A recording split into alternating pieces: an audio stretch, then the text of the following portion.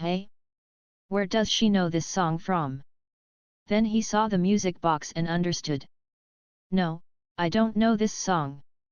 Do you want me to teach you, father? Yes. Twinkle, twinkle, little star, how I wonder what you are. Mag smiled. You're out of tune. Amy sat up, confused. But father, you just said you don't know this song. I know a little about this song, I guess. Amy grinned. Then let's sing together, she said. Twinkle, twinkle, little star, how I wonder what you are, she sang, clapping her hands. She was all smiles, her two pigtails dancing, and her pointy ears looking almost transparent in the starlight.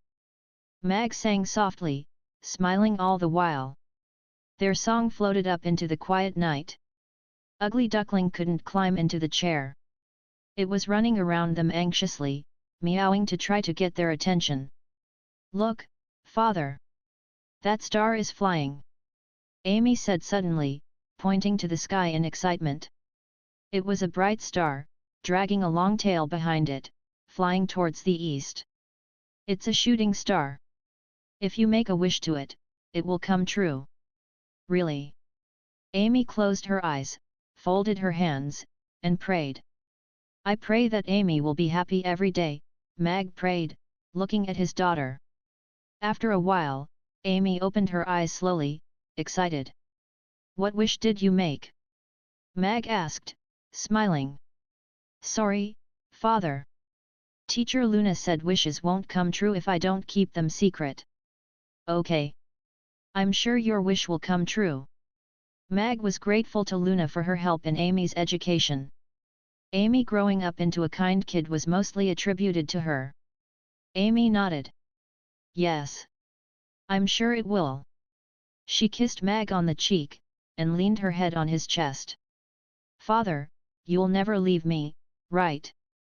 No, I will never, ever leave your side, he said, stroking her hair gently. Amy smiled and sat up again. You're the best, father. I'll do a dance for you. Mag nodded. All right. Amy had only studied for less than a day. Amy jumped off the chair and went to get the music box. But, father, what's this dance called? I don't understand a word of this song. Mag didn't understand Japanese himself, either. He thought for a moment, and said, it's called Spring is Here. Amy clapped her hands cheerfully. I like that name. I like spring. No wonder Mushroom Fairy is so excited and happy. Mag smiled. I like spring too. I'll start dancing. Amy crouched down and tapped the screen. The music started. She had already learned how to use this music box in merely one day, though she couldn't read many words. Amy donned a serious face. She was standing sideways, her hands folded in front. Then she put her arms in the air and moved them around. She was dancing to the beat. Her dance moves were not accurate or graceful, but they were definitely cute. Mag smiled as he watched Amy dance. She almost tripped herself up when she put her left foot behind the right. She had managed to make the dance moves much more adorable. Her dancing was not good by any means, but it melted Mag's heart. Ugly Duckling was also jumping around, dancing in its own way. When the music stopped, Amy froze in the last dance position, breathing heavily. Father, how did I do? You danced very well, even better than Mushroom Fairy. She has never learned how to dance before, but she has already remembered most of the dance moves after only one day. Her talent is remarkable. I'm sure she'll master this dance in no time. Thank you, father. I'll study harder, she said happily. Come on. Let's go downstairs and take a bath. Tomorrow is a big day. You'll be wearing new clothes. Mag crouched down and picked her up. Yes, father. She wrapped her arms around his neck. Ugly Duckling followed them unhappily. No one paid any attention to it. In the second prince's palace, a handsome young man was talking in a refined manner with several young magic casters. They all looked at him with great admiration. Suddenly, a middle-aged man looking like a butler hurried in and walked straight up to the young man. "My prince, a messenger from the elves," he whispered in his ear. Josh Edward gave a surprised look, but quickly shook it off. He beckoned the butler to leave. Then he stood up, holding a glass of wine in his hand. "You're young but talented. The Magus Tower relies on you. The Empire relies on you. Let's drink to the Empire. To the Empire." All the magic casters rose and drained their glasses in one gulp, their eyes shining with fanatical confidence. "It's getting late. I've arranged rooms for you. I'm sure the girls there will give you a good night's sleep." "Thank you, my prince. You're too kind, my prince. The Empire will thrive when you become the king one day, my prince." They all started kissing up to him. Josh waved his hands. "I'm just the second prince. My brother, the first prince, will become the king. You should go now. Don't make the girls wait." After they left, the smile on his face was replaced by a look of disgust and contempt. The butler walked in. "My prince, the messenger is now waiting outside," he said with his head bowed. "Take him to the study, and don't let anyone come near the house," Josh said coolly. He put the glass on the table abruptly, spilling the wine. "Yes, my prince," the butler replied with his head lowered even more. The second prince might look respectable and decent to others, but he knew exactly what kind of a man he was. In the quiet study, whose doors and windows had all been shut, stood the second prince, who was staring at a painting on the wall. The messenger, a tall middle-aged elf, was watching him, sweating nervously in the dim light. The second prince was only around 30, but he was giving off such aura of authority that it made the elf feel like he was standing before his queen. He had been standing in this room for some time, but not once did the prince as much as glance at him. "What does she want?" Josh asked drily, turning to look at another painting. "Lady Helena wanted me to give you this letter," the elf answered quickly, and pulled out a letter. The envelope was dark green, with vines crawling all over it. Nothing was written on it, though. "Put it on the desk and leave," Josh said, without looking at him. "Yes, Prince." He put it down carefully on the desk with both hands, took 2 steps back, turned around, walked out, and closed the door quietly. He breathed a long sigh of relief and wiped his forehead, his back soaked with sweat. Josh turned around after he heard the door shut. He picked up the letter. The vines shone with a green light, and then withdrew into the envelope. He tore it open and emptied it on the desk.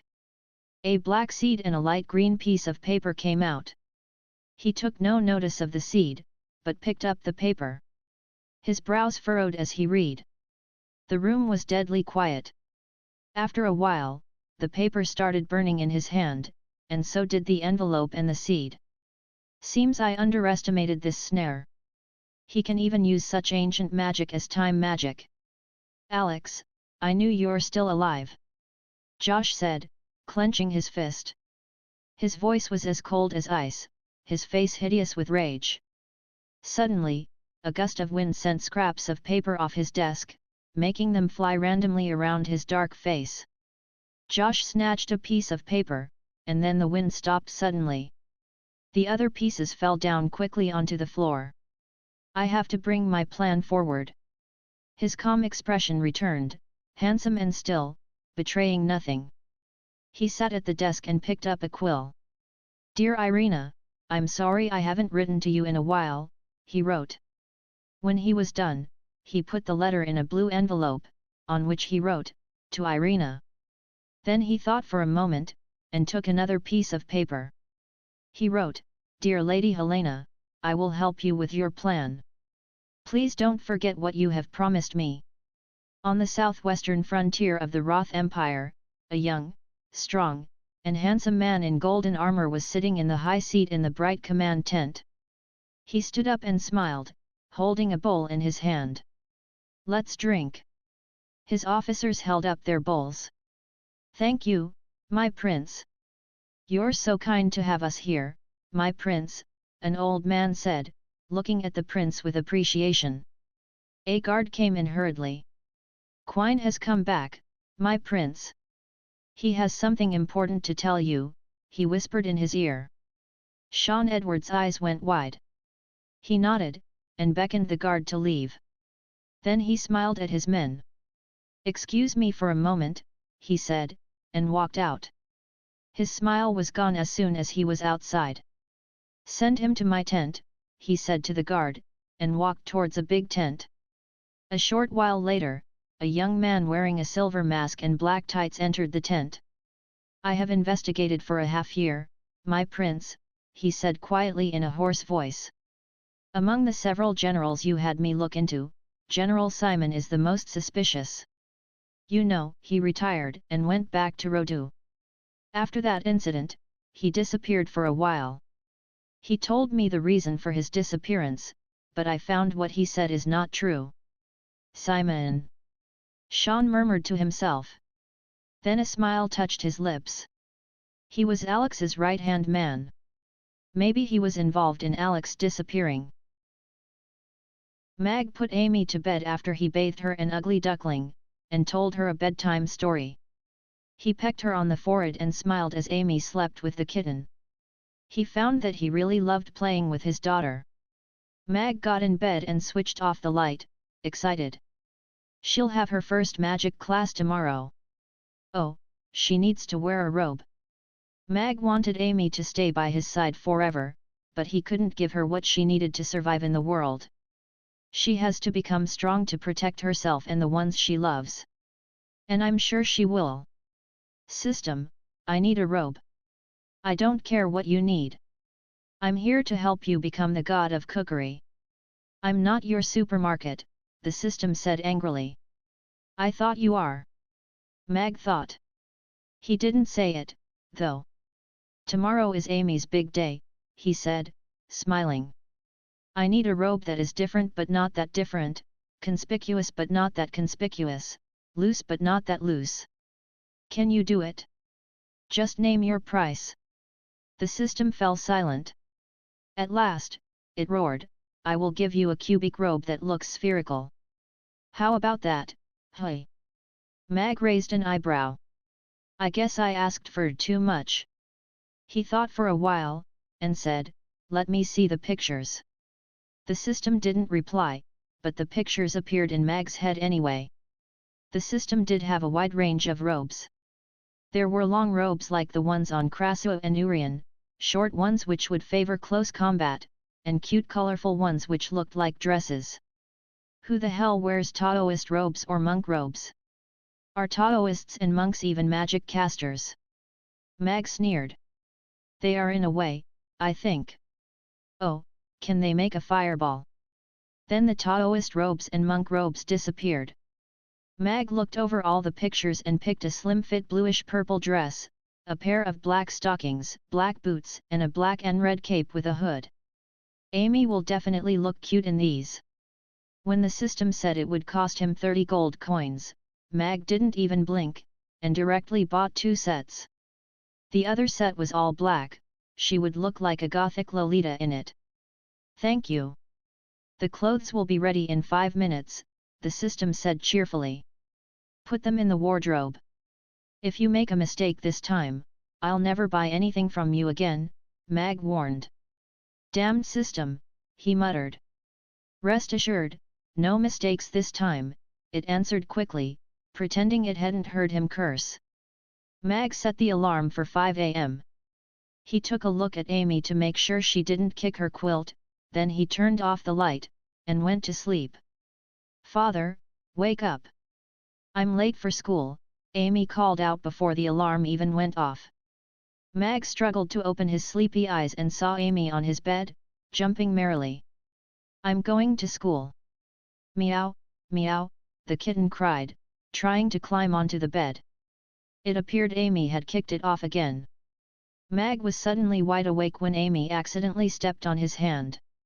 He withdrew it, it was a little numb. He took a look at the time. It was 4:50. It's still early. You can sleep some more, he said with a wry smile as Amy danced on his bed. He could understand her excitement since today was her first day of school. He was really happy. Amy shook her head. No, father. I want to wear a pretty dress, also, please do my hair. Her face was red, and she didn't feel sleepy at all. Where is the school? You'll be studying in the chaos school today, he answered, getting up. Amy's mouth gaped open. Really? Yes. He touched her head and made for the wardrobe. Great. I can play with Daphne. She jumped up. The shock of her landing sent the kitten off the quilt and upside down on the floor. It gave a despairing look. Mag nodded, smiling. Yes. After the class, you can play with your friends. Then he opened the wardrobe and turned to look at Amy mysteriously. Guess what you'll be wearing to school today? A pretty dress? Amy asked, expectant. A pretty robe? Mag took the dress and cape out of the wardrobe. Wow, they're so beautiful, father. Amy said, eyes shining with excitement. Can I try them on? Mag nodded. Of course. He helped Amy put them on. The dress and cape felt comfortable.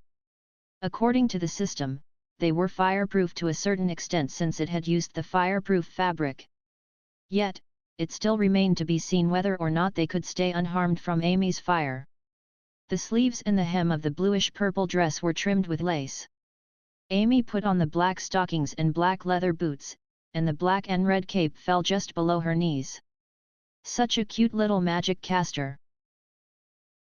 Mag took 2 steps back and nodded as he looked at Amy.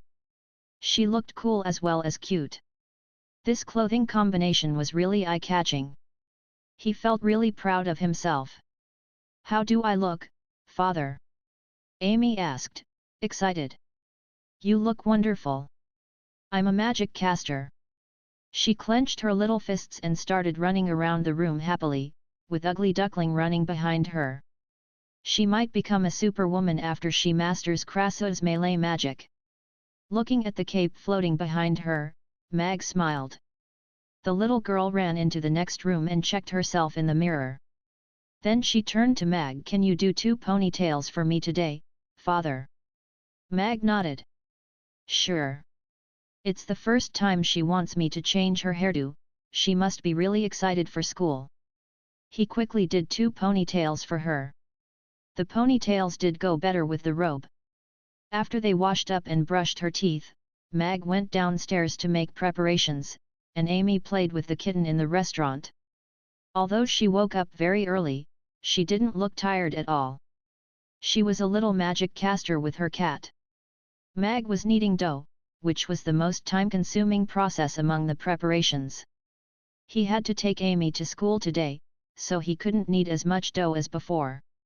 System, I want to buy a car, Mag said suddenly. Clearly, he wanted to lose as little time on the road as possible. I'm afraid you can't afford it. Mag lifted an eyebrow. A used Alto will do. I don't sell used things, the system said proudly. Besides, I don't think a used Alto is a safe choice considering the stone-paved roads here. Actually, the system had a point. The roads were pretty good here in Chaos City, but they were not built for cars. How much is your cheapest off-road car? Range Rover, the cheapest is 15,000 gold coins. You can upgrade it, of course. The most expensive Range Rover is only 30,000 gold coins. Well, you have bicycles too, right? The cars are too expensive. The money I have saved is for my strength. I'd be a fool if I spent it on a vehicle, and a bigger fool if I bought such an expensive one. He had had an expensive Range Rover in his garage, which had been the cheapest among his cars, but he had never paid a penny for any of them. Now that he had to work for every coin, he decided to spend each one cautiously. You can pay by installments for that most expensive Range Rover, and I can loan you money.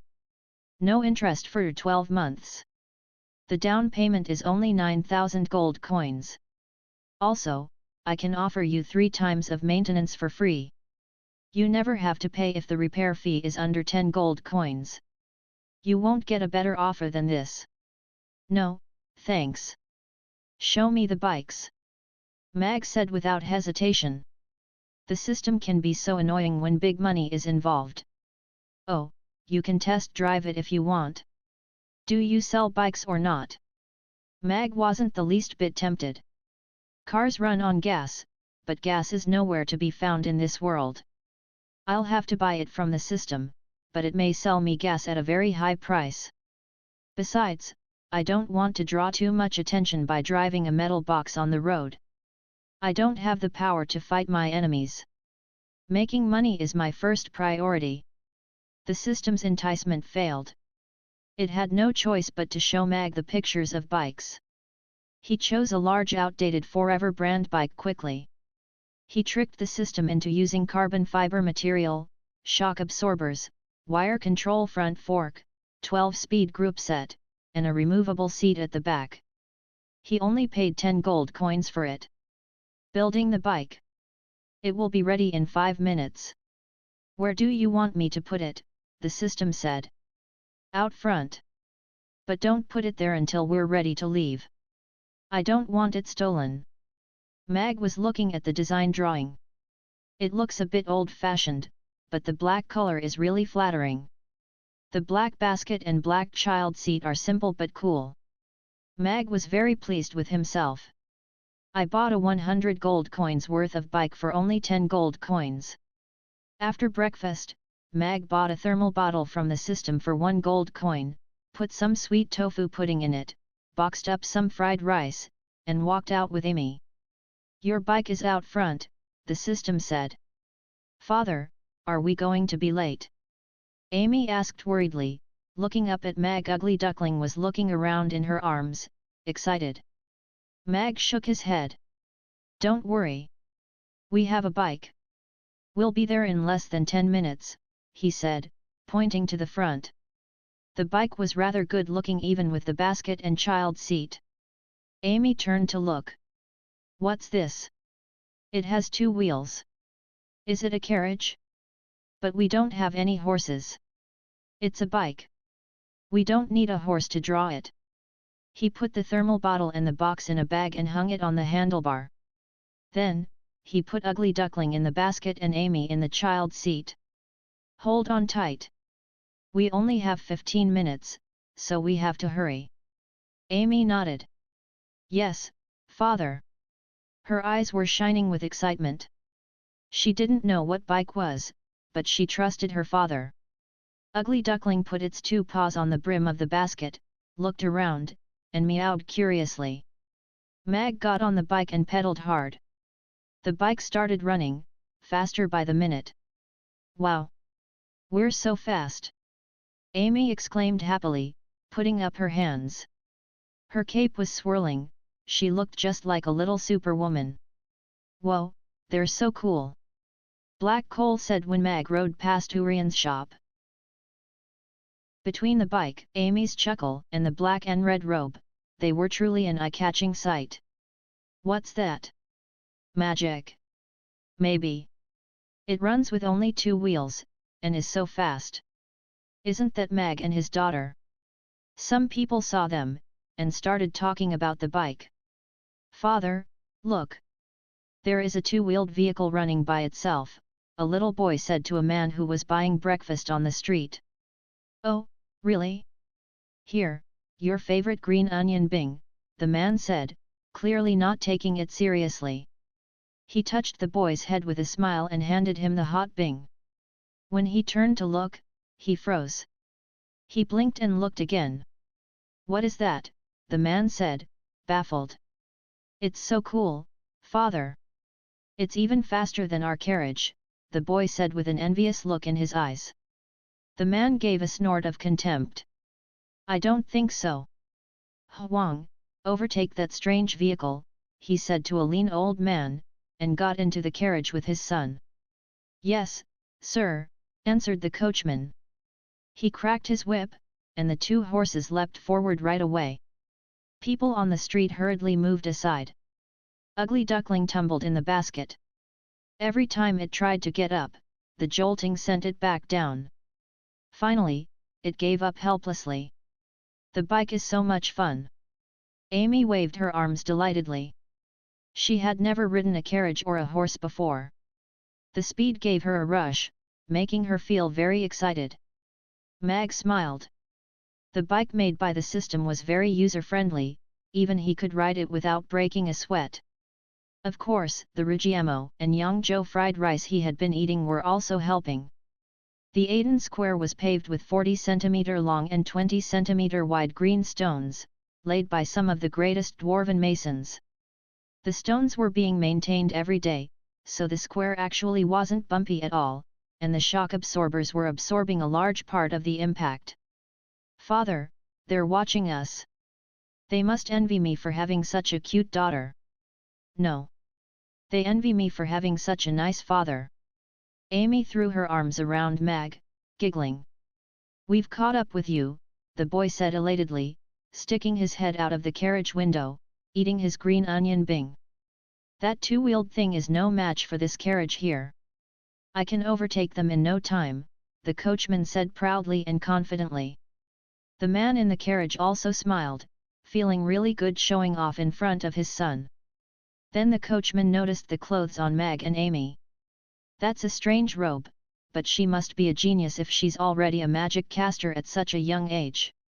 Maybe I should apologize for my offensive remarks earlier. Amy took a look at the bing in the boy's hand, swallowed, and turned to her father. Father, they think they're faster than us. Mag turned to look at the coachman, who was still smiling gloatingly. That had really stimulated his competitive spirit. Then we should let them see what this bike can do. They have made a mistake provoking me and my semi-pro race bike. It seems this race is inevitable. Hey, old man, I'll race you to the gate of the Chaos School. Good luck catching up. Way to go, father. Amy clapped her hands. Then she turned to the old man. We'll win easily. I've been driving for 40 years. There's no way I'll lose to you, the old man said angrily. His master was a middle-rank official serving the Lord of Chaos City. He had managed to procure several young Vic horses, which were quite scarce. They were mild and strong, and one of the best horses to draw a carriage. Goblins used them to freight ores. They were really very fast. Such an interesting man, Dicus said, not unkindly. He had had to pull a few strings when he bought the Vic horses. One of them had even won a race against his friend's racehorse.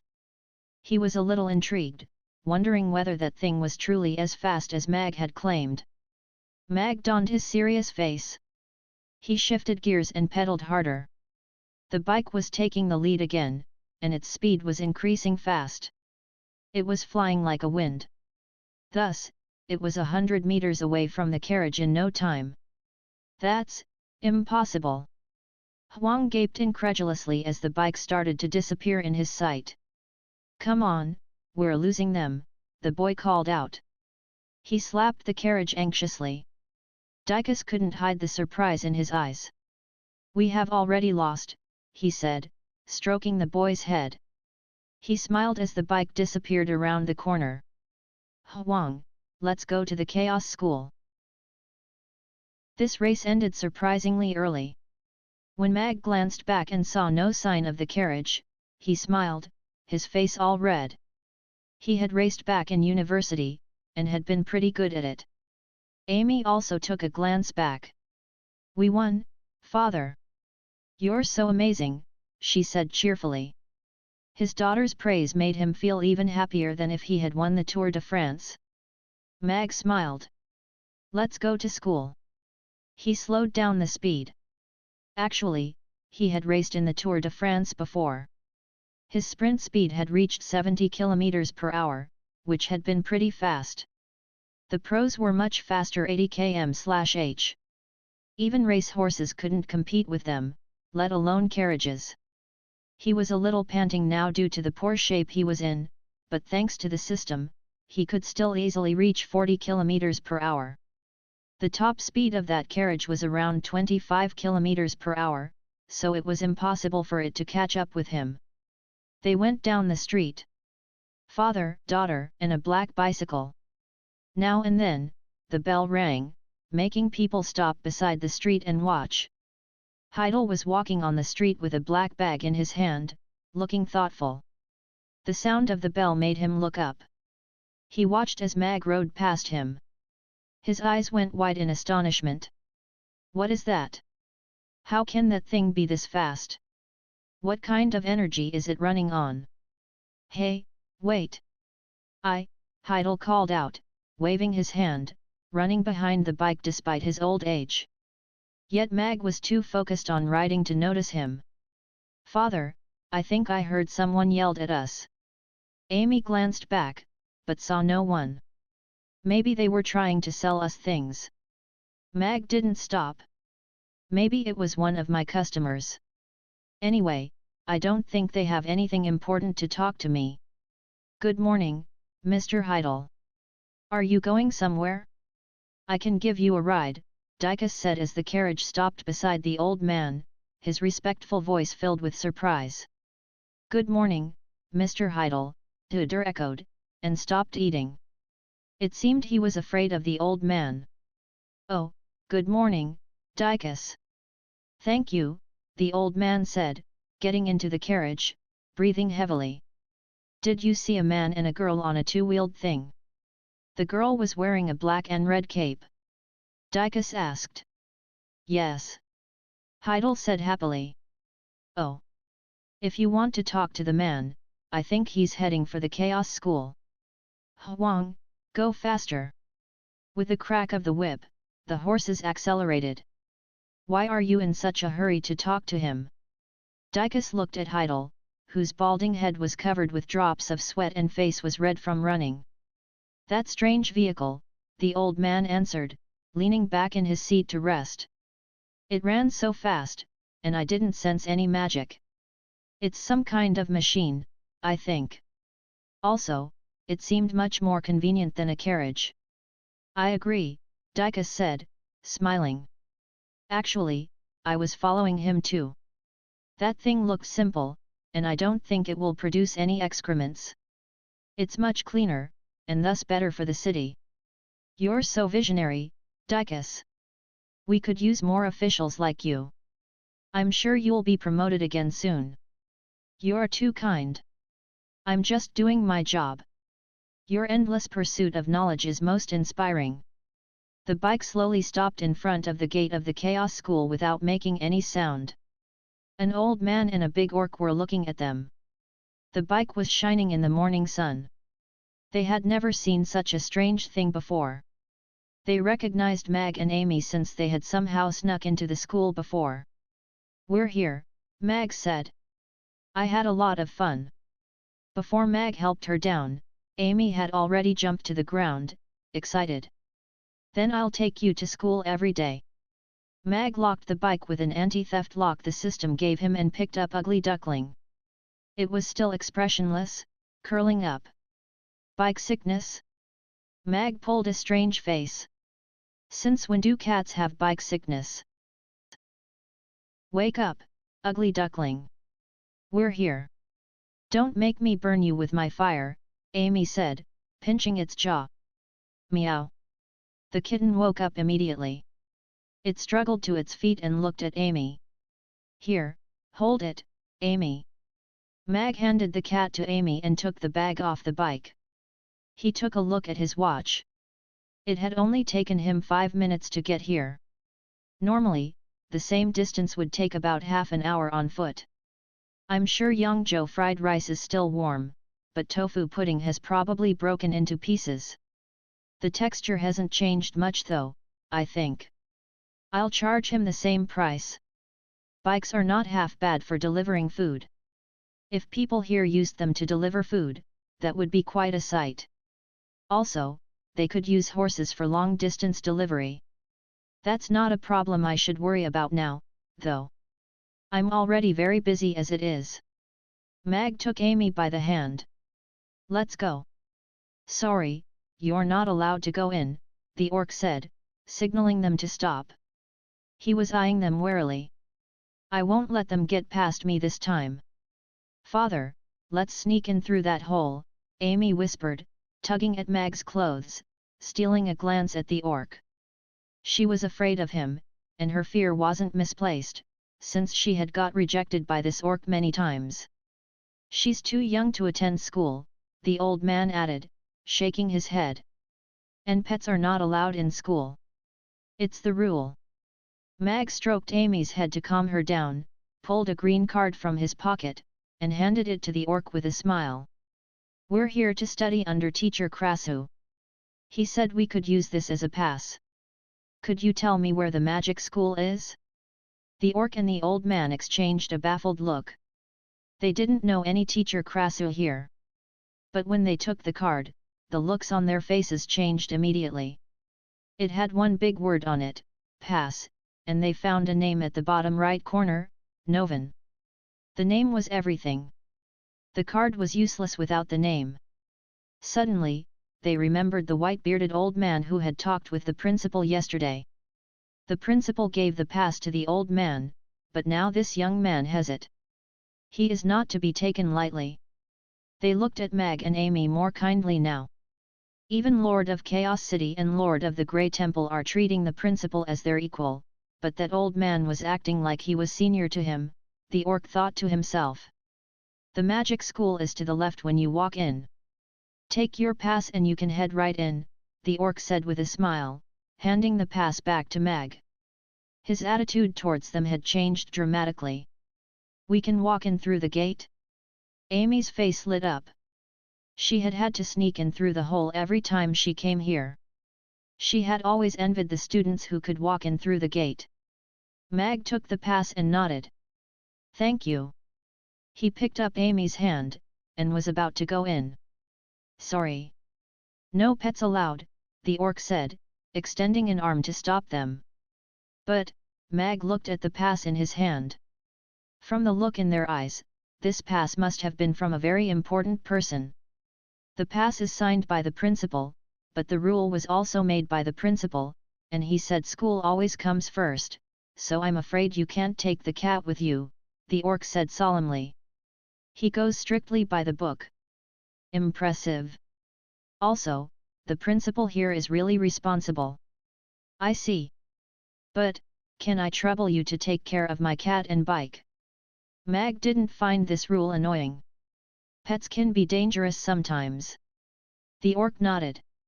Sure. You can leave them to us. This man is quite reasonable. Amy, put Ugly Duckling in the basket. I'll take it home with me. Amy nodded. Yes, father. She stood on tips of her toes and carefully put it into the basket. Be good at home, Ugly Duckling, she said, stroking its head. Let's go. Mag took her by the hand and walked in. Meow, meow, the kitten called out behind Amy, sticking its little head out. Amy turned back. Stop whining. You can have 2 bowls of tofu pudding today and don't have to run. The kitten's eyes lit up right away. Meow, meow, it said, nodding. She really knows her way around this cat's thinking. Mag smiled. A while later, a carriage stopped at the gate. Heidel jumped off it.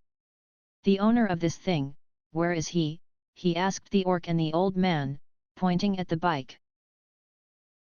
He just went inside, the orc answered, pointing. What happened? He asked nervously, looking at the sweat on the other party's face. Nothing. Which way did he go?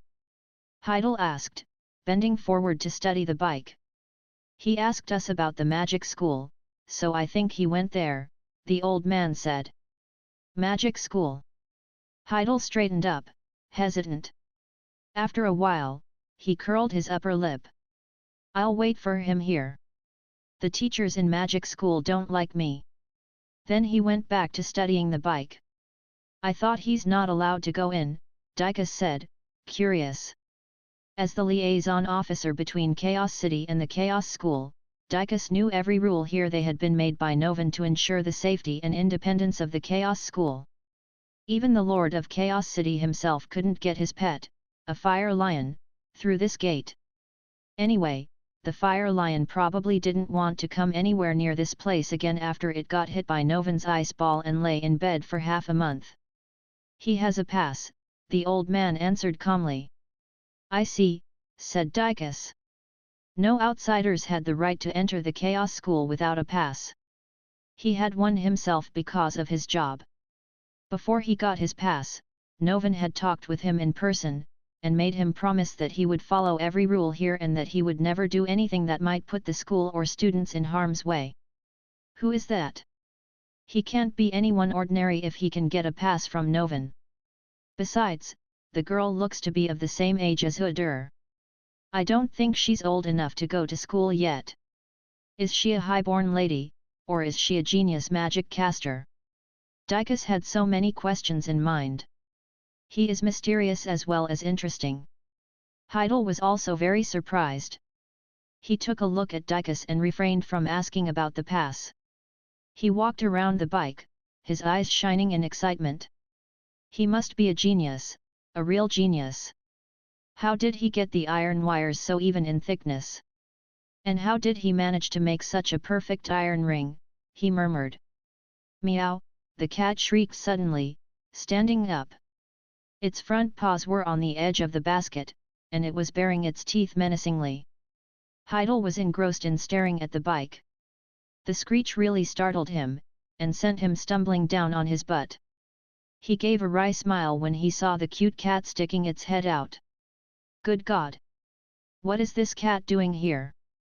The orc and the old man quickly helped him up. Are you all right? It's that man's cat, said the orc. Yeah. I'm all right. Thank you. Then he pointed a finger at Ugly Duckling. You naughty cat! He crouched down and began studying the gears. At last, the father-daughter duo arrived at the number 3 building. It was not as magical as Mag had thought it would be. Actually, this 3-storied building was just like every other building in this school. On the wall was a drawing of a witch on a broom and a flying golden ball, which had probably been done by a child, not an artwork, but it was still adorable. Will I be able to fly on a broom like the witch here, father? Amy asked, looking at the drawing with wide eyes. Mag smiled. You will, but not necessarily on a broom. Krasu must know some flying magic if he wants to fight ranged magic casters. Mag stepped into the building with Amy. Classes normally started at 7:30 a.m., so no one was here yet. The inside was quite bright, and didn't feel stifling. Unlike the other buildings, there were fewer classrooms on each floor, and they had no windows. The two got to the 3rd floor and found only one classroom here. The door coated with black metal was ajar, with light coming through. Mag walked up and knocked. The heavy door slowly opened with a creak, and then they saw Krasu standing in his white robe. Come on in. You're right on time. He smiled. Thank you, Mag said, smiling back. Good morning, Master Krasu, Amy said, looking up at the old man. Krasu was taken by surprise. Good morning, Amy. Father said I ought to call you Master Krasu in school, Amy said, smiling. But can I call you Master Halfbeard after school? You can call me whatever you like, Krasu said, feeling good. I can get used to her calling me Master Krasu. Her upbringing is better than I thought. Then he noticed the bag in Mag's hand and smiled. Did you bring some tofu pudding for me? Mag nodded. Yes. It might have broken due to the bumpy road, though, he admitted. Oh, don't worry about it. I'm sure it still tastes the same. Thank you. He took the bag. I'll take her to your place for lunch at noon. Thank you. Mag crouched down and looked at Amy. Do as Master Krasu says and study hard. I'll be waiting for you at home. Amy nodded. Yes, father. She didn't want to leave her father, but when she looked around, the bizarre objects in the magic room really attracted her eyes. Go, Mag said, stroking her hair. He watched for a while after she walked inside, and then closed the door lightly. He started towards the gate. Before he arrived at the gate, he heard an alarm going off. Someone is stealing an electric bike? No, there are no electric bikes in this world. But the alarm. My bike. Mag became worried and quickened his pace. He hated bike thieves. He had lost several pro race bikes to them, and some of them were limited edition models. When he reached the gate, he was surprised to find his bike being surrounded by many people who were craning their necks to get a better look. Some were parents, some were teachers, and others were probably just passers-by. The alarm was still ringing, with the screeching of the cat. Mag raised an eyebrow. What's going on? I'm sorry, the old man said apologetically to Mag. It's just a bike. No need for all this fuss. Mag didn't understand. Mr. Heidel, the owner is here, the orc shouted to the crowd. Please disperse. There's nothing to see here, Heidel said. Then the crowd parted and looked at Mag. Hi, I'm Heidel, the dean of the mechanical school. I saw you ride this. Can you please tell me what this interesting object is? Did you make it yourself? Heidel asked with a smile, his eyes full of curiosity. Mag's bike had really intrigued them. It was like a work of art, shining in the sun. Some even assumed it was a new sculpture made by the Chaos School. They were wondering how it was making such a loud noise. They looked at Mag, waiting for his answer. Nice to meet you, Mr. Heidel. This thing is called bike. I guess you could say that I made it, Mag said with a smile, relieved when he saw his bike and the cat were both safe and sound.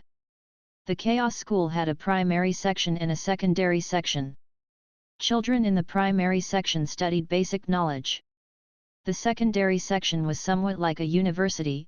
It had a magic school, mechanical school, language school, etc., and they would provide all kinds of talents for the Grey Temple and the Lord of Chaos City. I guess it makes perfect sense for a dean of the mechanical school to take such great interest in this bike, Mag thought. Bike, Heidel murmured. I like its name. Oh, I'm sorry. I touched it and it started ringing. The crowd was staring at Mag curiously, wondering if he had cast a spell on this bike. Mag smiled. Don't worry about it. It's just the alarm. He touched the lock and his fingerprint unlocked the bike immediately. The alarm stopped ringing. Meow, meow. Ugly Duckling cried happily. It looked toward the gate as if trying to find Amy. Mag touched its head. Amy is in class right now, and she won't be back until noon. We'll wait for her at home. He spotted Dykus in the crowd and nodded to him with a smile. He then got on his bike, ready to leave since he had to open soon. Dykus nodded and smiled back. He won the race fair and square, he must be somebody. Can I ask you a few questions about this bike? Said Heidel. We can talk more in my office. I've been trying to make a vehicle that can run without horses. I think maybe you can join me in this project. The dean is inviting him to join his cause? They have been working on this project for decades. Yet, I heard the principal said 15 years ago that every participant of the project would be hugely rewarded if it succeeded. Many people want to be in. There are only 7 core members, and they are the best of the best in mechanics and iron working. Some teachers started to chat, whispering to each other. Dykus also looked very surprised. He knew about that project. The Lord of Chaos City had also seen the value in this project, and funded it because he knew it would change the world once it succeeded. Smiling, Mag shook his head. Sorry, but I have a cooking job to do. Maybe another day. He patted the kitten on the head to signal it to sit down. He had to go. He didn't want to waste another minute here. Heidel stared at Mag with wide eyes. He couldn't believe that he got rejected, and with such a ridiculous excuse too. The crowd was no less shocked than Heidel. He just threw away such a great opportunity like it was nothing. Is he arrogant or stupid? Dykus smiled. interesting. Good morning, Mag. What are you doing here? Luna asked, walking over to him with a handbag. Good morning, Luna, Mag said with a smile. She was wearing a long black dress and the same silky scarf with a golden lily around her shoulders. Clearly, she really liked that scarf. I took Amy here to study magic. She's in the magic school. Come to the restaurant when you have time. I've got to go now. Luna nodded. Okay. She watched as Mag pedaled off. What is that? The crowd was even more shocked now. That thing goes so fast. Teacher Luna, do you know that man? Heidel asked, looking excited. The crowd dispersed after a while, whereas the teachers and Dicus stayed. They were all looking at Luna since she apparently knew the man who had just ridden off. Yes, Mr. Heidel. His name is Mag. He is the father of one of my students, Luna answered. She didn't understand why they were all fixing their eyes on her. Do you know where he lives? He asked, excited. Yes. He owns a restaurant at the far end of the Aiden Square. You can find him there. He is really a great cook. Now they understood why Mag had said he had a cooking job to do. They had considered it his lame excuse. What was baffling them now was why he had turned Heidel down. The way they saw it, joining Heidel's project was far more rewarding than running a restaurant since every participant got at least 100 gold coins a month. A normal teacher's monthly salary was only around 30 gold coins. How did an owner of a restaurant manage to get a pass from Novan? Dicus wondered.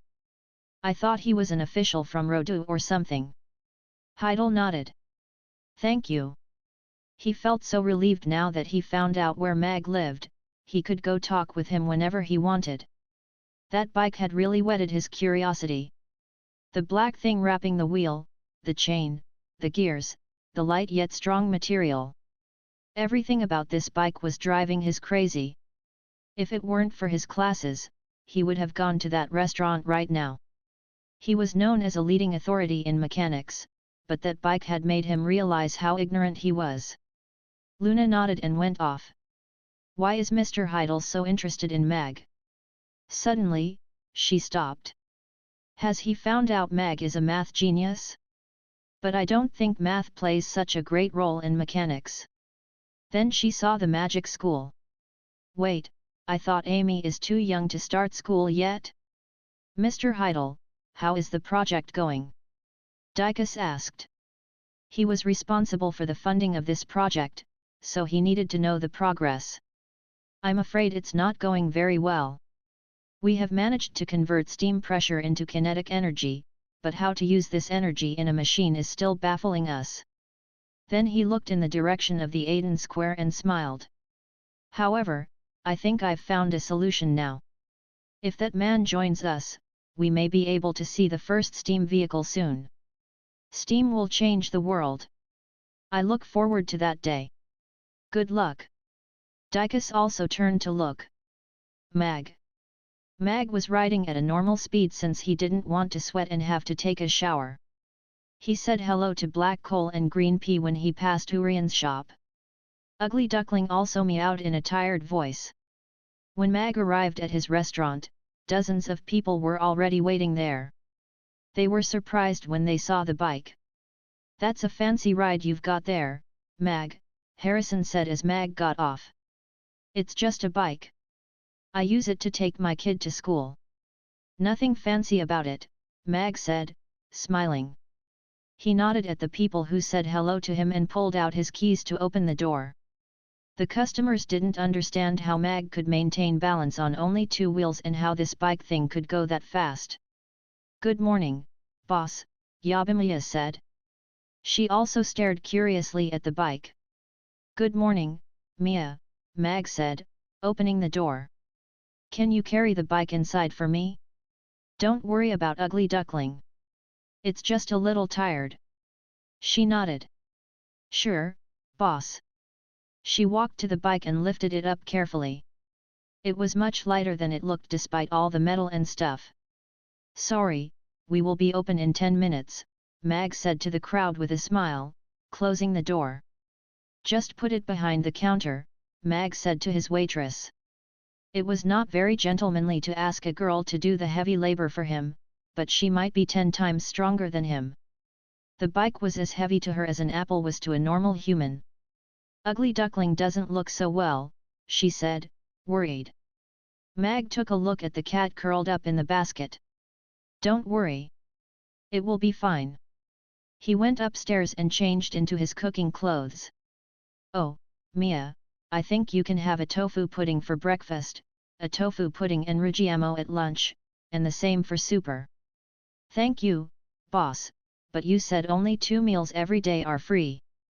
No, I said you can eat whatever you want with 1,200 copper coins. Then he made a bowl of sweet tofu pudding for her. Eat. We'll open soon. Mag took a look at her scarred hands, and went back into the kitchen. No girls like scars. That's the least I can do. Besides, she really deserves it considering her productivity. She finished it quickly, licked the syrup off her lips, and gave a blissful smile. The sweet food had put her in a real good mood. She stood up and went to the kitchen. Rigiamos are about a third less this morning, but we have maybe 200 more bowls of tofu pudding. We'll be busier than yesterday morning, and you'll have to collect money since Amy is not here. Can you do it? Mag said, putting a clean bowl on the cooking bench. Now it was full of bowls. She nodded. Yes, boss. Amy has taught me the multiplication table. Mag smiled. Amy is so thoughtful. Yabimiya is such a quick learner too. Okay. Then let's do this. The morning turned out to be busier than expected. Finally, the opening time was over. Mag turned over the sign-on and took a seat by the door.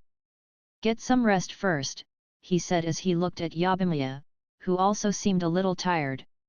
I'm not tired, boss.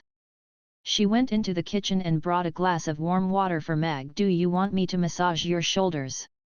Mag took the glass. Thank you. No. I want to talk to you about something first, he said, beckoning her to sit opposite him. Okay. Yabimiya seated herself, looking at Mag. We'll just talk. There's no need to be nervous. Mag smiled. The young waitress was wearing her blonde hair in a side ponytail. She didn't look as pale as when he had first found her anymore. She hadn't had enough to eat before, but her meals were much more nutritious now. She was growing fast. It had been only a few days, but she seemed to be taller. Her maid dress got tighter, showing off her curves. I'm thinking about hiring another waitress, said Mag. Yabimiya stood up. Did I do something wrong, boss? You don't want me here anymore, she asked anxiously. No, I said another, Mag answered, smiling. Amy can only help after school, so your workload has increased. I want to hire another waitress to help you. Yabimiya was taken by surprise. She had never thought Mag would worry about her workload. She shook her head immediately. Thank you, boss, but I don't find my job hard, and I'm happy doing it. However what? If you find me too clumsy to do the job well, you should hire another. You can have my salary, she said hesitantly with her head bowed, her fingers wriggling nervously. No. I'd never do that. You're very diligent, and can always put customers in a good mood. Actually, I have planned to raise your salary after probation. Her work attitude had moved him. After a moment, he added, I'll leave all the work to you then, if you insist. But, you can always tell me if you find it too hard for you. Yabimiya's face lit up. Thank you, boss. I'll try my best. She smiled and walked up to him. Let me massage your shoulders. You must be very tired. Mag nodded. Thank you. He felt so good that he closed his eyes. He was really very tired after slaving away in the kitchen for an hour and a half, but on the flip side, he had finally saved 10,000 gold coins. System, I want to buy strength, Mag said urgently. He had had enough of his weak body long ago. Between exercise and tofu pudding, I'll get in a good shape in no time. More importantly, of course, I'll be able to swing a sword at last. He had all the skills in his head, but his body was too weak to lift a sword. As his restaurant became more popular, more people would cast their covetous eyes on his money. Although he had Krasu and Urian protect him and his daughter, it wouldn't hurt him to become stronger, since this world was full of danger. He wanted to be able to protect Amy when needed. It will cost you 10,000 gold coins. Are you sure you want to buy it? The system's voice sounded very excited. Why are you even more excited than me? Said Mag with contempt. Who said I'm excited? I recommend you win the strength through accomplishing missions, but I won't buy it, then, Mag said calmly. Please don't interrupt me, the system said hurriedly. But I'm little moved by your struggle to make money, so I'm going to allow you to buy strength this time. I don't want to impose on you, really. I can wait for the lucky draw. I'll save you the trouble of waiting. The transaction is done, said the system. You have made the transaction without my permission. Mag snapped. He was excited, though, as he stared at the sweet, shining strength bag in his head. Yes.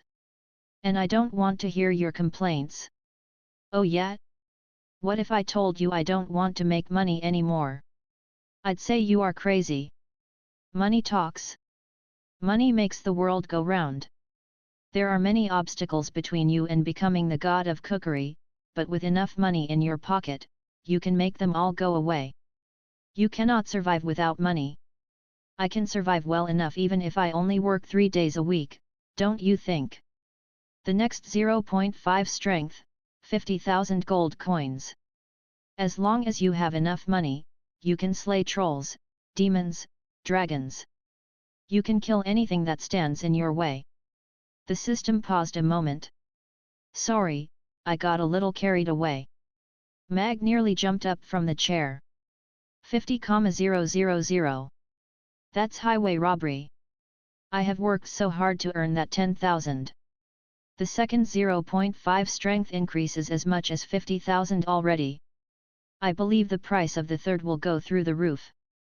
But, I have to admit slaying dragons sounds much more tempting than becoming the god of cookery.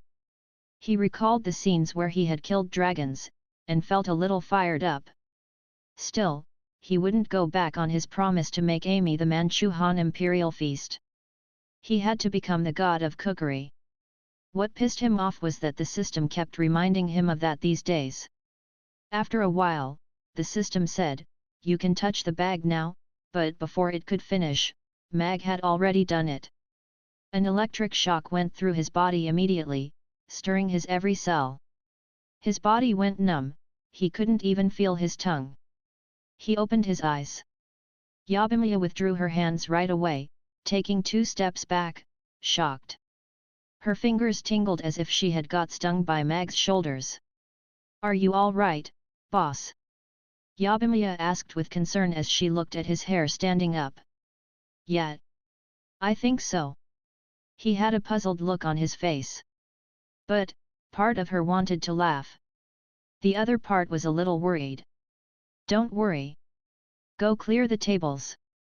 I'll go get some fresh air outside." When he touched the metal handle, he got shocked again. He slammed the door as he walked out. What happened? Yabimiya didn't understand. She started cleaning. "Did you do that on purpose?" Mag roared. "Are you an AED-1 or something? Did I look like I needed an electric shock?" It was all Mag could do not to laugh when he saw the shadow of his big head. "I tried to warn you, but you didn't want to listen," the system replied with malicious pleasure in its voice. Its answer failed to appease Mag, "But I didn't get shocked last time. Your body had sustained the harm from poisons, magic spells, and curses. Although I cleansed it of all of them, your cells remained vigorless. An electric shock is the most effective and efficient way to revive them. You didn't feel the shock the first time, because I didn't have to revive so many cells. Mag nodded. I see. Then his eyes went wide. Does that mean the shock will only get stronger next time? I'll try to be careful. Thank you. You bastard. Mag had thought he could buy his way to becoming a stronger man without having to face any danger, but he had apparently been wrong. I don't think the system will let me die, but I really could do without the electric shock. I hope it won't have to strike me with lightning next time. Mag looked down, feeling the change of his body, clenching his fists. He wasn't weak anymore, he felt as strong as he had been in his previous life. Maybe because of the electric shock, he looked slightly thinner than before. Maybe the average adult man in this world is stronger. I feel as strong as when I was working out, Mag thought aloud. Then he saw Mabai's forge. He hesitated for a while, and walked towards it. The numbness was wearing off. Mag could feel his strength as he stepped on the ground, which lightened his mood. I'm not a cripple anymore. I may not be very strong, but I'm strong enough to be a good father now. I'll be more productive. I think I should hire another waitress after all, Mag said to himself as he walked. He passed by Mabai's forge all the time, but not once had he stepped in. His forge was as large as Mag's house. In fact, all the houses in the Aden Square were pretty much the same in size, they had been built at the same time. Some large shops were using 2 or more houses. Mabai's house was built of black square stones, newly repaired from the look of it. The walls were rough as expected of the tough owner. His signboard was made of 5 iron discs hanging on an iron bar sticking out of the front wall. On the discs were 5 red letters in caps, which read, Forge. The signboard had seemingly been repainted many times. It was old, and had seen so many customers come and go. The forge had a wooden door, and now it was wide open. Mag could hear somebody hammering now. Thankfully, the system did a great job making my house soundproof. It would kill me if I had to endure this every day. He stopped at the door and looked inside. He saw various kinds of weapons hanging on 2 wooden racks in the right wall, axes, knives, iron staves, short swords, long swords, and heavy swords. They were weapons commonly used in this world. There were 4 chairs by the left wall, in which was a small window. Beyond the left wall was the place where Mabai was working. The layout was simple, and the black stone floor seemed pretty clean. The swords were shimmering, screaming sharpness. As expected of the swords, which are 1,000 gold coins each. Mag was more than familiar with swords. Naturally, weapons were crucial to soldiers, they could mean life or death sometimes. Mabai's reputation kept his business successful. There were only 3 blacksmiths who were as good as Mabai. Although no one could tell who was the best, the fact that he was busy all these years spoke volumes. As Mag walked in quietly, he could hear men talking. He recognized the voices of Mabai and Habeng. Apparently, Habeng went straight here after breakfast. What brings you here, Mag? Mabai asked, looking at Mag through the small window in surprise. Don't mind me. I'm just browsing. It's quite strange for an owner of a restaurant to buy a weapon. Habeng walked out and smiled at Mag. You should buy one, Mag. Mag shook his head with a smile. I already have one, my cooking knife. I just came here to satisfy my curiosity. Actually, I want to find out what's the best weight of a sword for me. Mag Alex used a black heavy sword in his prime. It weighed around 50 kilograms. He had been able to kill a dragon with a single swing of his sword. Mag could lift something just as heavy now, but there was no way he was capable of wielding a sword that heavy. Do you sell weapons, system? Mag asked. He found his neighbor's weapons too expensive. I do not have any lethal weapons, the system said seriously. I guess I'll buy one here, then. I'll sell you one if you promise you won't use it on anyone, the system said reluctantly. What good is a sword if I can't use it to kill? Do you intend me to play with it like a freaking toy? What's wrong with toys? You bought Amy's toys from me, remember? Some toys need more skills, devotion, and time than your cold weapons. Some are even more expensive. So, why are you so against toys? That's a good comeback. Amy's music box cost me 200 gold coins. It's not impossible for a toy to be more expensive than a weapon. Habeng nodded. It would be a great loss for us if you became a knight. We could do without a knight, but we couldn't do without a chef. Thank you. Mag smiled. But Mag Alex wasn't just any knight. He walked towards a long sword on the wall. I'd take the shorter one if I were you, Ma Bai said with a smile as he walked out in a thick black apron. I have seen him resting a lot while cooking. He is too weak to lift that long sword, Ma Bai thought to himself. I don't want him to hurt his wrist. The shorter one is a sword for women, but it's much lighter. Thank you, but I think I like this one. Mag took it in his hand. The carved handle was cool to the touch, but he suddenly felt fired up. The sword felt strange and familiar at the same time. Mag Alex's memories had intertwined with his, and were gradually becoming his own memories. Sometimes he couldn't even separate them. Maybe it was a good thing, it might help him fit in with the people here more naturally. He loved Amy as well as his new life here. He wanted to make the best of his second chance.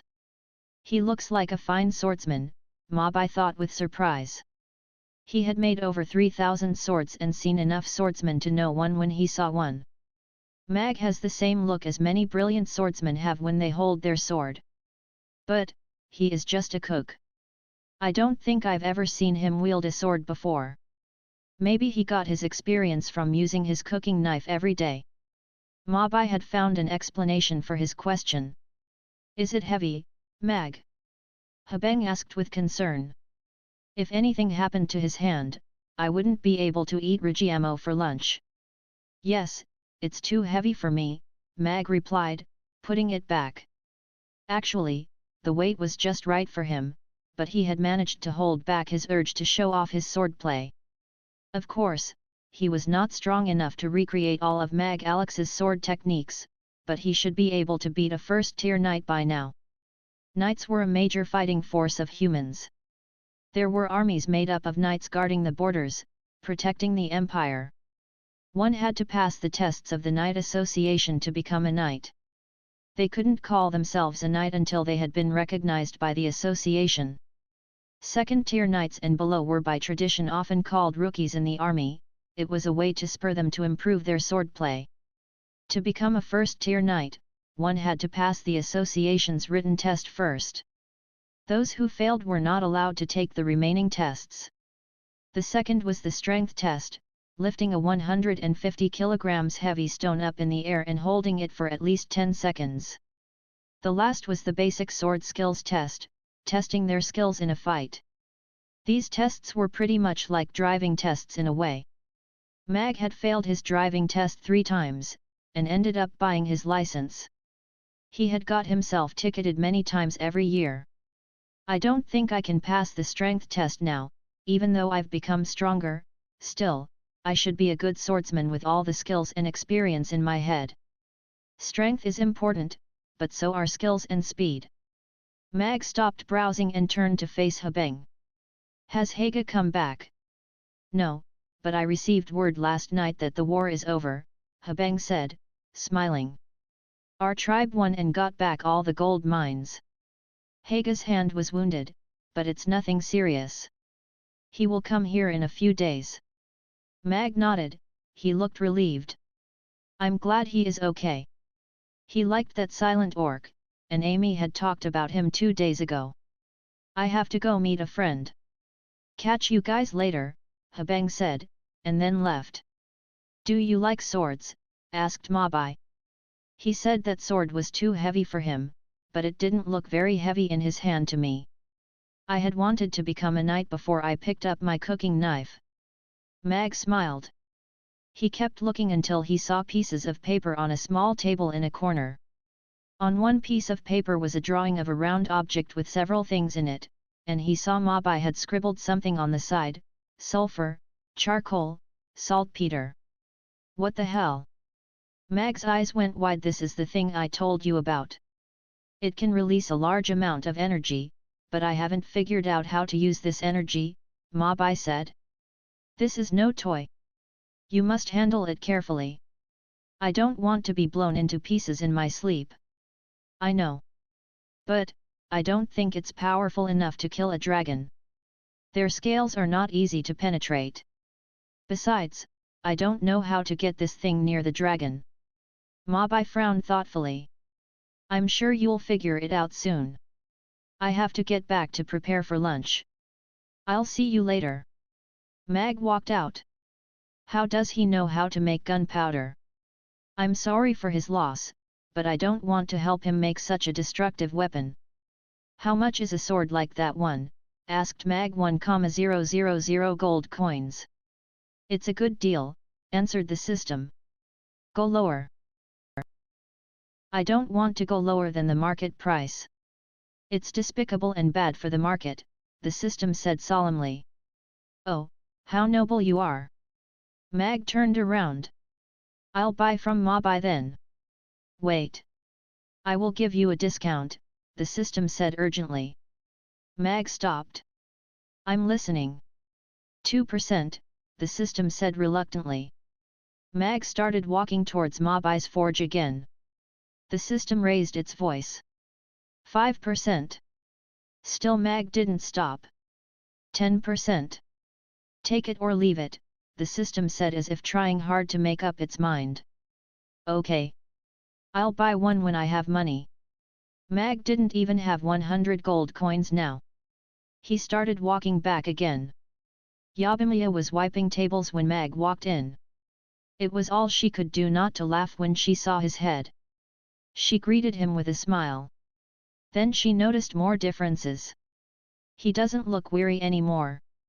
His dark eyes have grown deeper and more attractive. I think I might fall for him if I keep staring. Mag smiled back, and wanted to go upstairs to wash his hair. When he walked past the counter, Ugly Duckling woke up. It looked around and meowed at Mag after it found no way to get down from the basket. You call yourself a cat when you can't jump off a bike? Mag said with disapproving eyes.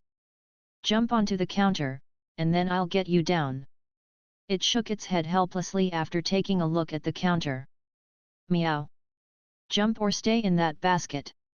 I may need it to watch over Amy someday, but it can't do that if it's a coward. I don't care if it's a cat or not, but I don't want it to become a good-for-nothing fatty. Ugly Duckling mustered up all its courage and regarded the counter seriously. It bended its knees and jumped. Bang! It smacked right into the counter, and then fell down onto the floor, where it stayed silent and sullen. At least you made it down. Congratulations! Mag said. Ugly Duckling raised its two paws to cover its ears. Mag shrugged and went upstairs. After he took a shower and changed into clean clothes, he felt even fresher and fitter. He found everything beautiful. With no customers, the restaurant was clean and quiet. There was sunlight coming through the window. Ugly Duckling was basking in the sun, rolling back and forth. Now and then it looked to the door as if waiting for Amy to come back. Yabimiya was sitting at a table by the window, resting her chin in two hands. Mia, do you want to dance? Mag asked with a smile, putting the music box on the table. Thank you, boss, she answered delightedly. Mag turned it on. I'll be in the kitchen. I'm afraid lunchtime will be very busy. I should be able to finish the mission of getting 1,000 customers after lunch, and I'll get that braised chicken and rice recipe. I can't wait to eat something different for a change. I'm sure Amy will like it too. The kneading was much easier now that he was stronger. It had taken him only half an hour to knead a chunk of dough that used to require over an hour, and he didn't feel tired at all, so he kneaded more. He smiled when he saw Yabimiya dance awkwardly but enthusiastically. He put the dough aside. I'm much more productive now. I have to hire another waitress to help her. In an alley not far from Gaia Hotel, an old elf was watching through a telescope as Sally hung quilts up to air. His hair was graying, but his eyes were deep and full of wisdom. "Lord Ingw, that's Lady Sally, right?" Irvin asked quietly, excited. This information alone might get him a huge reward, and he might get transferred back to the Wind Forest. The old elf nodded, putting the telescope away as Sally went back into the hotel. "Yes, I've seen her personally on a banquet 2 years ago. But why is she working in a hotel?" He had followed her here after he saw her by accident in Mamie restaurant. He had thought she was holing up there. Who would have thought that such a lady like her would work in a hotel owned by a human? Irvin thought to himself. "Do not tell a soul about this. You got it?" Ingw warned, looking into Irvin's eyes. "Yes, Lord Ingw," he answered quickly. Ingw was serving as an ambassador here. He was responsible for all elves in Chaos City, and was a powerful 7th-tier magic caster. After a moment, he asked, "Should we take her back by force, Lord Ingw?" "Another boring day," Sally said, swinging her slim legs over the edge of the roof, her hands by her sides, and her white dress outlining her beautiful curves. She was looking up at the sky, watching as 2 little birds flew away into the distance. Suddenly, her stomach rumbled. She touched her empty belly, her eyes sad. "Sweet tofu pudding, Yangzhou fried rice. When do I get to eat them again?" she muttered. "Take her back by force," Ingw said, smiling sarcastically. "Are you sure you want to fight a 7th-tier magic caster and possibly the future queen?" "No, Lord Ingw." Irvin's face changed instantly now that the old elf pointed it out. He had been too excited to think straight. A 4th-tier and a 7th-tier magic caster might not be able to get the better of the talented Sally, let alone take her back unharmed. "To think that I suggested to take her back by force." Irvin lowered his voice. "Should we report it?" he said reluctantly.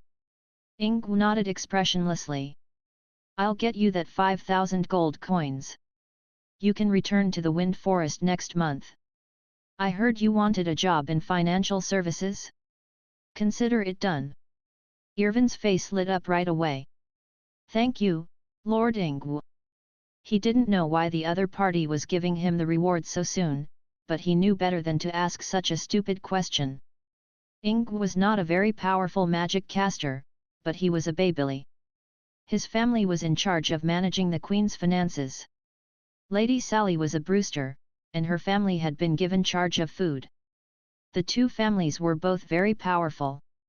There had been a rumor since last year, the 3rd son of the Baybili family, Bluer, would wed Lady Sally.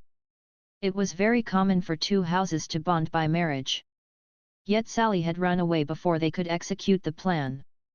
The Brewsters had kept her disappearance a secret until Lady Helena proposed that Sally be the new heiress.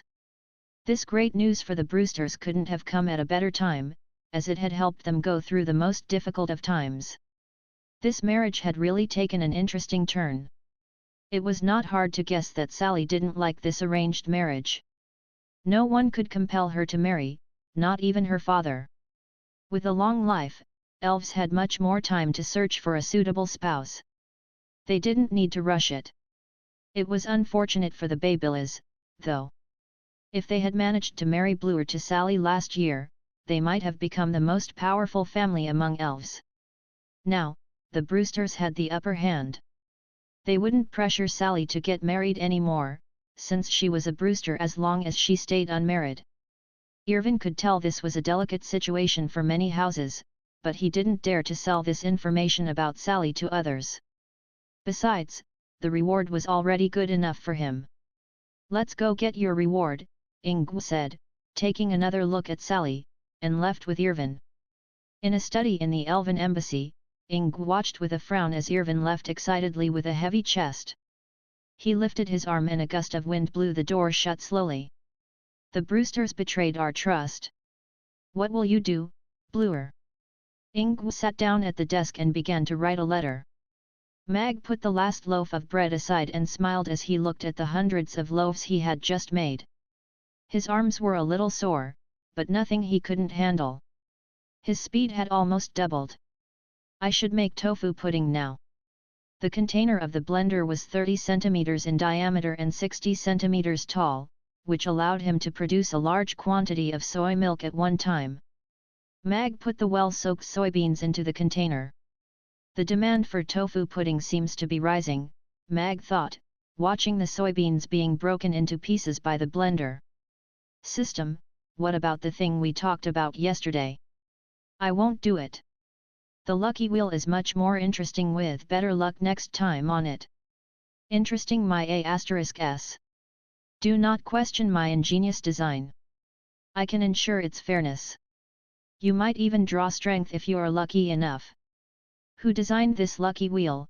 Asked Mag. I designed it, of course. Who will control it? Me. Who will provide the prize? Me. So you designed it and you control everything, yet you expect me to believe you when I draw better luck next time. The system fell silent. At last, it said, on my honor, I swear I don't think you have any honor, Mag interrupted. No, better luck next time if we play it in my head, or you make a real lucky wheel for me. After a moment, the system said, making the wheel needs money. I will pay for it. Deal. 1 lucky wheel, 3 gold coins, the system said cheerfully. Wait, thank you. The money has been deducted. Making the lucky wheel now, the system interrupted. Mag raised an eyebrow. This little money grubber is absolutely unbelievable, but 3 gold coins is nothing compared to the prizes. It's making the wheel now, but I don't think it will tell me what prizes are in store for me. Mag started making tofu pudding when the soy milk was ready. Are you telling the truth, Lucia? That tofu pudding can rid me of these black freckles on my face, a girl said nervously yet expectantly in a carriage, her voice clear as a bell. She was wearing a black dress, a black silk hat, and a black cloak. She had long light blonde hair which was slightly curled up. A black veil hid her face, but not her beautiful light purple eyes. She was looking at Lucia, all expectant. Yes, Gloria. You're so beautiful. My heart aches every time I see you dressed like this. You'll drive men crazy once you take off that veil. Lucia looked at her with affectionate eyes, holding her fair hands gently. I will drive them away, Gloria said sadly, lowering her eyes, covering her face even more. No. Trust me. Soon you won't have to wear your veil. Lucia tightened her grip around her hand. You remember my scars? She rolled up her sleeves and smiled. Look. They have lessened a lot. Oh my God. I can't believe my eyes. Gloria exclaimed in astonishment, her beautiful eyes lighting up. Father, I'm home. Amy called out outside around 11:15 a.m. Ugly Duckling was sleeping. Amy's voice woke it up, and made it claw at the door excitedly. Stop it, Ugly Duckling. Amy said behind the door. It stopped immediately and turned to meow towards the kitchen. Put it on the table, Mia, Mag said as he moved the fried rice onto a plate. He undid his apron and walked to the door with a smile. Ding! Mag opened the door. Father! Amy said, throwing herself into his arms. Mag crouched down and held her. Smiling, he swung her around, lifted her up, and put her down carefully. Lift me up again, Father. Lift me up again. Amy smiled happily. It was the first time her father had lifted her up so high. All right, Mag said. Amy's smile was enough to put him in a very good mood. One of the good things about him getting stronger was that he could lift Amy up today. Before, even holding her in his arms had been quite strenuous. Ugly Duckling ran around them, meowing, trying to get their attention.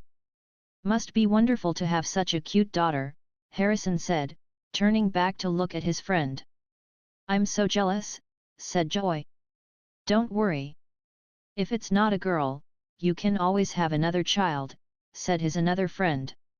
Or you can totally raise your son as a girl, yet another friend said. The 6 fatties had all come here today, standing in the sweet line. They were extremely conspicuous. Many customers smiled as they watched Mag play with Amy. He was handsome, rich, child-loving, and a great cook. It was natural for many girls to be attracted to him. If I marry him, I will get unlimited tofu pudding, Yangzhou fried rice, and rujiamo, all for free, said a girl around 14 with her hands over her heart. She was staring at Mag's face, lost in her fantasy. The fat woman before her turned around and slapped her on the head. How old are you?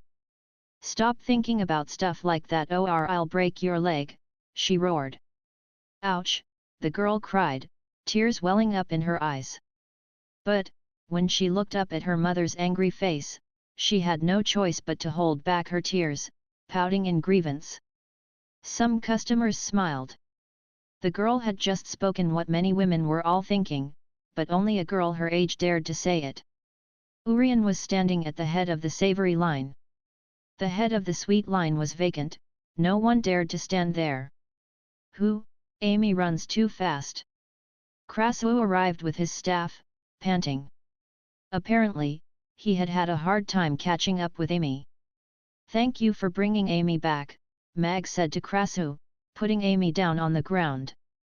You're such a disgrace, old man, mocked Urian. You're no better or younger than me, Krasu snapped, taking his stand at the head of the sweet line. The atmosphere had got tense again. The sweet line felt a lot better now that Krasu was here. They didn't mind the old man standing at the head of the line. Actually, they had been saving that spot for him, their leader.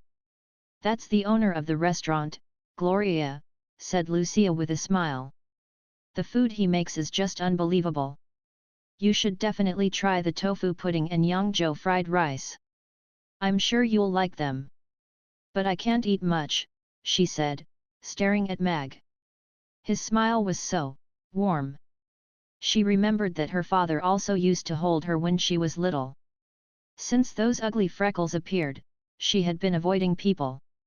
She wore her veil all the time, even before her father. Her father was still kind to her, but she felt he had grown distant, for she hadn't seen him smile for a long time. She has a good father, Gloria thought as Amy stroked the cat's head. Lucia smiled. I also thought I couldn't eat much, until I tried the food here. I don't need to convince her how good the food is here. The food will speak for itself. We're not open yet. Please wait a little longer, Mag said with a smile. He didn't want to interfere in their fight. He beckoned Amy to come in. See you later, Master Halfbeard and Master Turtle, Amy said to Krasu and Urian. She picked the kitten up and smiled. Did you miss me, ugly duckling? The kitten nodded. Meow.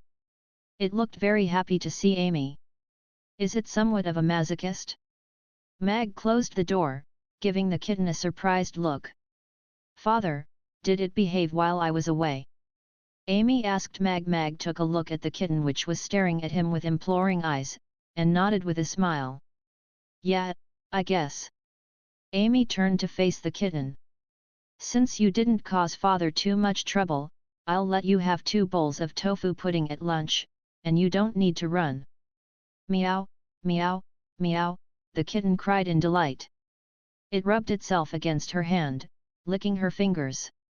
Don't get fat, or I won't hold you anymore, Amy warned. Ugly Duckling nodded solemnly. Meow, meow.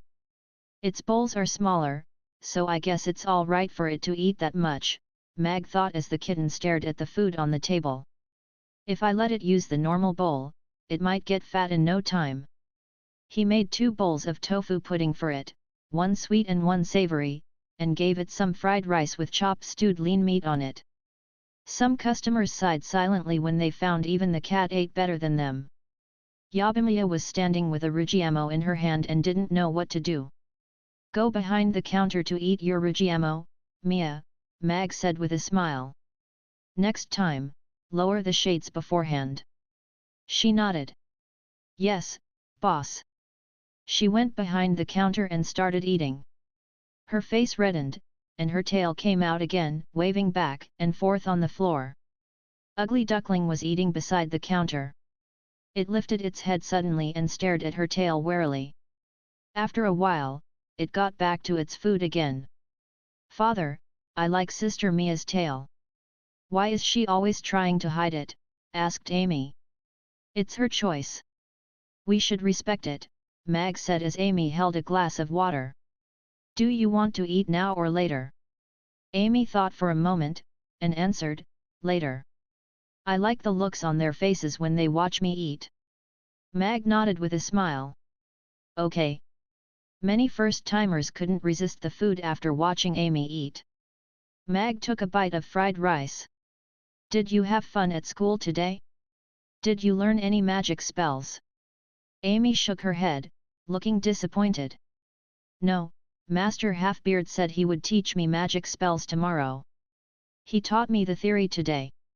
Then her eyes lit up. But I got to play with Daphne after class. Mag stroked her head. Well, try to remember everything he teaches you and behave at class. You can play all you want after class. Amy nodded. Yes, Father. After he finished his lunch, Mag made 2 bowls of tofu pudding and a rugiamo for Amy. He walked to open the door. Welcome. Please come in, he said with a smile. The customers arguing over which tofu was better died down instantly. Krasua and Urian walked in together. A sweet tofu pudding, Krasua said. A savory tofu pudding, said Urian at almost the same time. They exchanged a glare and took their seats. Many customers walked in 2 by 2. However, Harrison and his friends walked in 1 by 1 since they were too fat. It was a small victory for sweet tofu pudding people. Mag was trying hard not to smile. Then, he noticed a girl in a black cloak and a black veil. He felt she was looking at him too. She's in a cloak, but I can tell she's a 9 in the ass, Mag thought. She is either very pretty or very ugly, judging by the fact that she is using a veil to avoid unwanted attention. But, she apparently doesn't know that men are curious creatures, and that veil of hers is making her mysterious as hell. Then Mag saw Lucia behind her. She had left quite an impression on him because she had offered to buy a second helping of tofu pudding for 10 times the price. Looks like they came here together. Then she is probably after the same thing as Lucia. Mag smiled at her, the way he smiled at every other customer. Gloria bowed her head shyly, blushing. Is he encouraging me? She had never stared at a man for such a long time before. Hope she won't need this veil and cloak soon. Mag looked away and walked to the kitchen, leaving Yabimiya greeting customers. He put on the apron, washed his hands, and started cooking. Gloria lifted her head again and walked in with others. She looked to the kitchen, clenching her fists. The veil hid her expression. She took a sniff and recognized the smells of meat and eggs. She was familiar with them, yet somehow they smelled strangely different and inviting here. We'll sit here, Lucia said, pointing at a table in the corner. Gloria nodded. Okay. They seated themselves. This restaurant is very busy, as you can see, Lucia said softly. We may have to share a table with others. Are you okay with that? Yes, Gloria said, and started looking around out of curiosity. She rarely ate out, and when she did, she always ate in a private dining room. She had never eaten with so many people around her before. Lucia was her cousin, and had watched Gloria grow up. She always told her fun stuff she heard or witnessed since she knew the poor girl had no friends to speak of. She often cheered her up with her own scars. When Lucia told Gloria she had found a way to treat her black freckles, the latter got so excited. She looked dubious, though, since so many doctors and magic casters had failed. Still, she was willing to try, even if the chance was slim. She didn't want to have to wear a veil for the rest of her life. "Hi, can I take your orders?" Yabimiya asked with a smile. She was a little curious about Gloria, but never showed it, her smile genuine and sincere. "Yes," said Lucia. She opened the menu and put it before Gloria. "What do you want to eat?" "I like the savory tofu pudding here." Gloria looked at the menu, surprised. She might not eat out a lot, but she had read enough books to know the prices of food. They are too expensive. But if the tofu pudding is as magical as Lucia said, it's actually not that expensive compared to the money over 10,000 gold coins spent on my freckles so far. "I'd like a sweet tofu pudding," Gloria said quietly after a while. "I'll have a savory tofu pudding and 2 plates of Yangzhou fried rice," said Lucia. Yabimiya nodded. "Okay. Please wait a section. You can eat that much?" Gloria asked, incredulous. Lucia smiled. "1 plate of Yangzhou fried rice is for you," she said. "See that little girl there? That's the owner's daughter." Gloria turned to look. Amy was sitting at the table in front of the counter. There were 2 bowls before her and a loaf of bread in her hand. She might be small, but she looked like she was going to eat all of that. "She is so cute." Looking at her eating tofu pudding and rujiamo, Gloria swallowed despite herself. Of course, she was not the only one that was doing that. All the customers were waiting for their orders. They were looking at Amy, swallowing, their stomachs rumbling.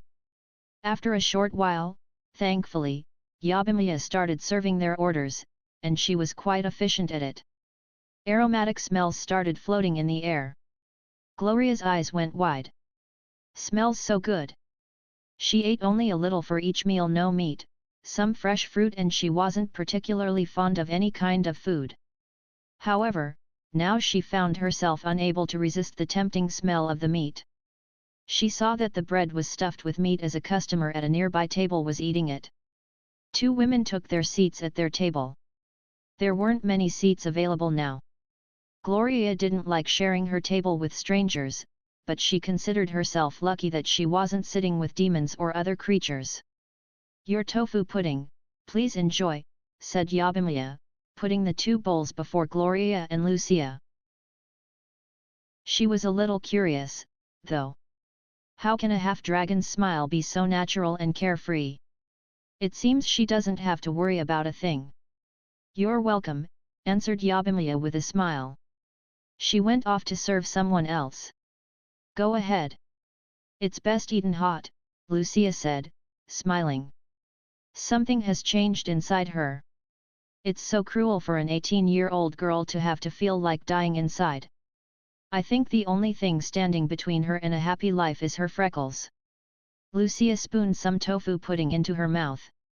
She closed her eyes with a smile as the soft food melted. She wanted to savor every bite since she only got to have 1 bowl each meal. Gloria looked at Lucia, and then at the white bowl before her. It was made of fine porcelain, much better than the ones on the market. There was only 1 set of bowls in her house that could compete with this one. They had been made in Rodu.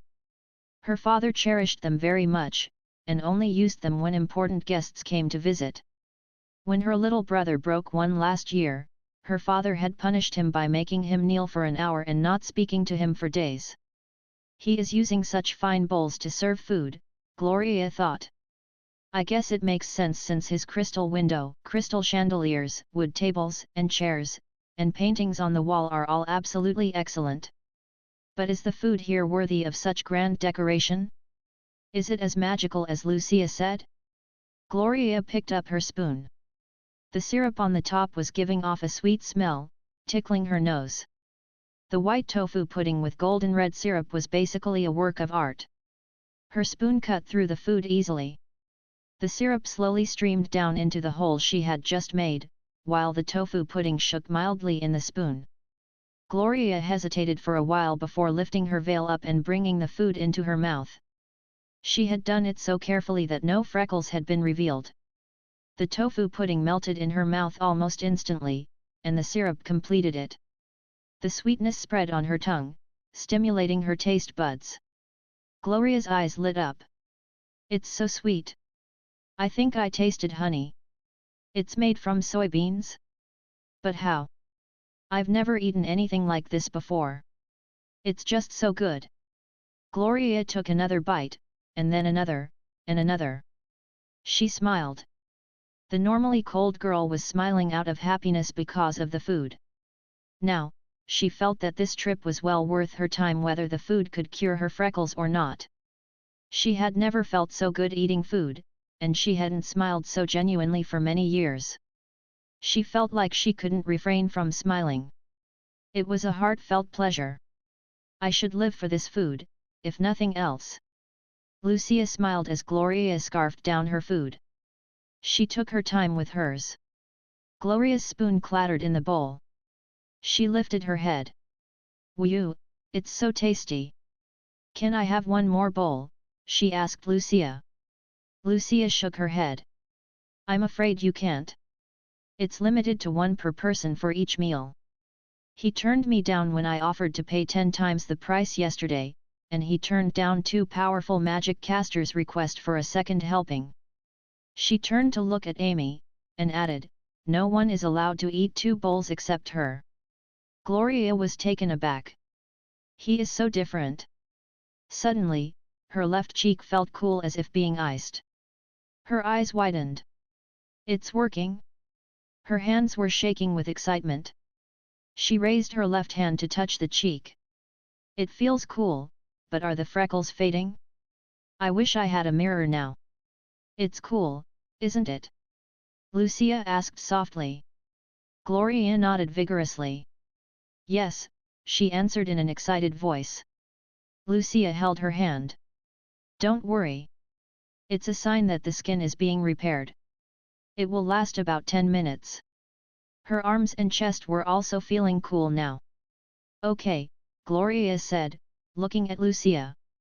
She was trying to calm herself down, but the thought of finally being able to get rid of her nightmare was making her heart pump with excitement. "Your young Joe fried rice, please enjoy," Yabimiya said, putting down 2 plates before them and taking the empty bowls away. "What's this?" Gloria asked curiously as she looked at the colorful, aromatic food. She didn't want to get back to check her freckles now. Lucia smiled. "It's called Young Joe fried rice, and the little owner here calls it rainbow fried rice." She brought some into her mouth, savoring the flavor. Lucia got used to eating 3 meals here every day. At this rate, the scars on her arms would be gone in a few days. Her skin had become softer and whiter. She had decided to come eat here every day even after her scars were completely gone. The food worked better than any skin creams. Gloria picked up the spoon and paused for a moment. He must be dexterous of hand and inventive of mind if he could chop everything into the same size and then mix it perfectly together. It's such a beautiful and enticing dish. Out of curiosity, Gloria spooned some into her mouth. Her eyes curved in a smile. It was a different kind of dish compared to tofu pudding, but just as delicious. Every ingredient tasted so good on its own, and even better when combined. Her taste buds were cheering, basking in the heavenly food. "This is also very tasty." Gloria opened her eyes. She couldn't believe that the food here had completely changed her ideas about food. She had thought people were only eating to live, but now she realized that she could live to eat. After she swallowed, it turned into a warm current, soothing her whole body. She took another bite. She had totally forgotten that she had said she couldn't eat much before ordering. She felt she needed another plate after this one.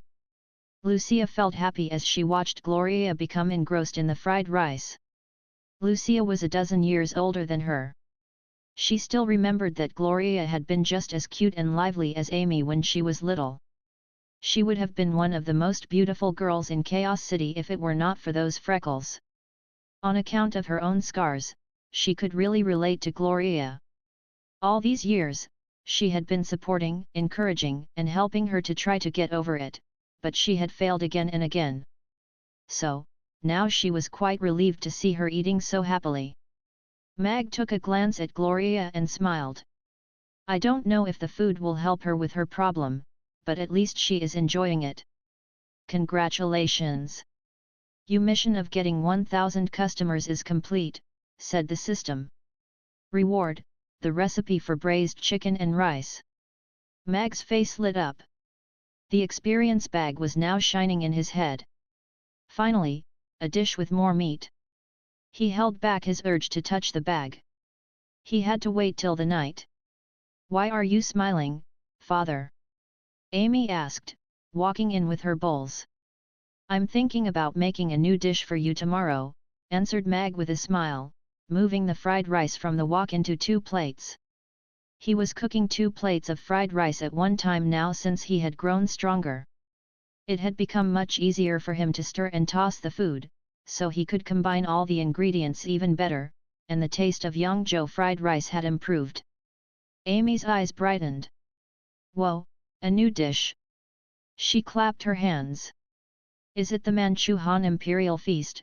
She asked, looking up at Mag with great expectations. Yabimiya was also looking at Mag at the kitchen door, excited. His cooking skills and inventive mind had greatly impressed her. She had grown up in a kitchen, but she had found herself almost ignorant about everything happening in this kitchen. He may change the world with his ingenious food. His name and the restaurant may go down in history, Yabimiya thought to herself. Mag shook his head. No. Manchu Han Imperial Feast consists of many dishes.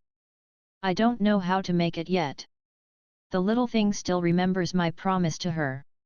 It's a dish with a lot of meat. You'll like it. I think I can make it for you tomorrow. Amy's eyes widened and were shining with excitement. The thought of meat made her mouth water. A lot of meat. It must be very expensive. Yabimiya thought. She put 2 plates of fried rice and 2 bowls of tofu pudding on the tray and walked out quickly. Mag was cooking much faster now, so she had to pick up her speed. Although she was strong, all the taking orders, serving, and cleaning were making her feel a little exhausted. This sweet tofu pudding is just amazing. Waitress, I'd like one more of this, a businessman-looking middle-aged man said to Yabimiya, putting down the empty bowl. Knowing that he would never get a second helping of tofu pudding, the customers at nearby tables smiled, feeling a malicious sense of pleasure. Yabimiya shook her head as she served food. I'm sorry, sir, but tofu pudding is limited to 1 per person. I'll pay double. I'm rich, Gudania said, slamming his purse down on the table, staring at the young waitress. How dare you reject me? You lowly half-dragon! Yabimiya was a little scared, but she knew very well what she had to do. She didn't want to bother Mag with such a trivial matter. Sorry, but it's the rule, she said bravely. Oh, you want to talk to me about rules? I'm the owner of that biggest clock and watch shop, and a board member of the Chamber of Commerce on the Aden Square. I have the veto power if your restaurant wants to join, and we don't allow hybrids to work as waitresses, or the owner will be fined. You don't want your boss to get fined, do you? Yabimiya was too scared to respond. She suddenly realized why her last boss had hit her so hard. She still vaguely remembered hearing him bragging about himself being a board member or something. She didn't want to lose this job, where she could feel respected, recognized, and warm, and she didn't want to get her boss fined. She could feel tears welling in her eyes. So that's why I didn't see many hybrid waitresses in the Aden Square these years. I know about this rule. Some hybrids do look frightening, but not all of them. Little owner here and Mia are very pretty. I don't think Mag will have her working here any longer, then. I heard only 1/3 of these shops in the Aden Square joined the Chamber of Commerce, and they are the most popular ones. Now, they only allow 10 more members each year, and many shops want in very badly. Such a shame. She's working so hard. I'd like her if I were her boss. Some customers talked in whispers, looking at the pitiful girl. But she's such a nice waitress, Gloria said, clenching her fists. Yes, said Lucia, but there's nothing we can do. Many important families have joined the Chamber of Commerce, including yours and mine. Additionally, the Lord of Chaos City also has a hand in it. She cast a sympathetic glance at Yabimiya. Gudania wasn't exactly right, but he wasn't wrong, either, Lucia thought. If Mag wanted to join, he would have to let Yabimiya go. They are very strict with the rules. Gudania's smile was cocksure. He had been a slick businessman for more than 30 years, he was good at detecting people's weaknesses and then playing on them. More often than not, he got what he wanted. Now bring me what I want. I don't think so, a cold voice called out from the kitchen. Everyone looked to the kitchen, surprised. Mag was walking out with a plate of Yongzhou fried rice, expressionless, but his eyes were glittering coldly. Yabimiya turned around, eyes shining with tears. Boss, Mag put down the plate in front of a customer and smiled. Your Yongzhou fried rice. The customer froze for a while, and then nodded. Thank you. Mag stepped up in front of Yabimiya and stared at Gudania. Sir, tofu pudding is limited to one per person. It's our rule. Gudania was taken by surprise. Damned fool.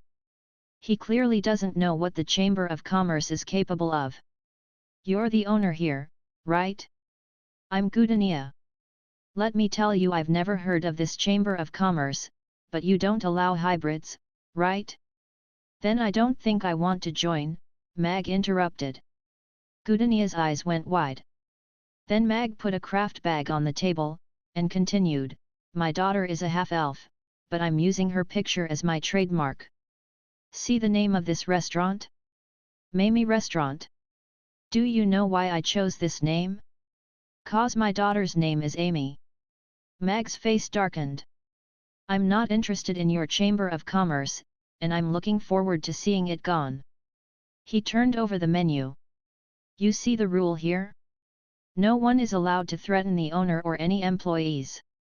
Mr. Gudania, you're banned from this restaurant, for life. Please leave. Oh, don't forget to pay your check first, he added. Gudania gaped at Mag, his mouth open. He couldn't believe what he was hearing.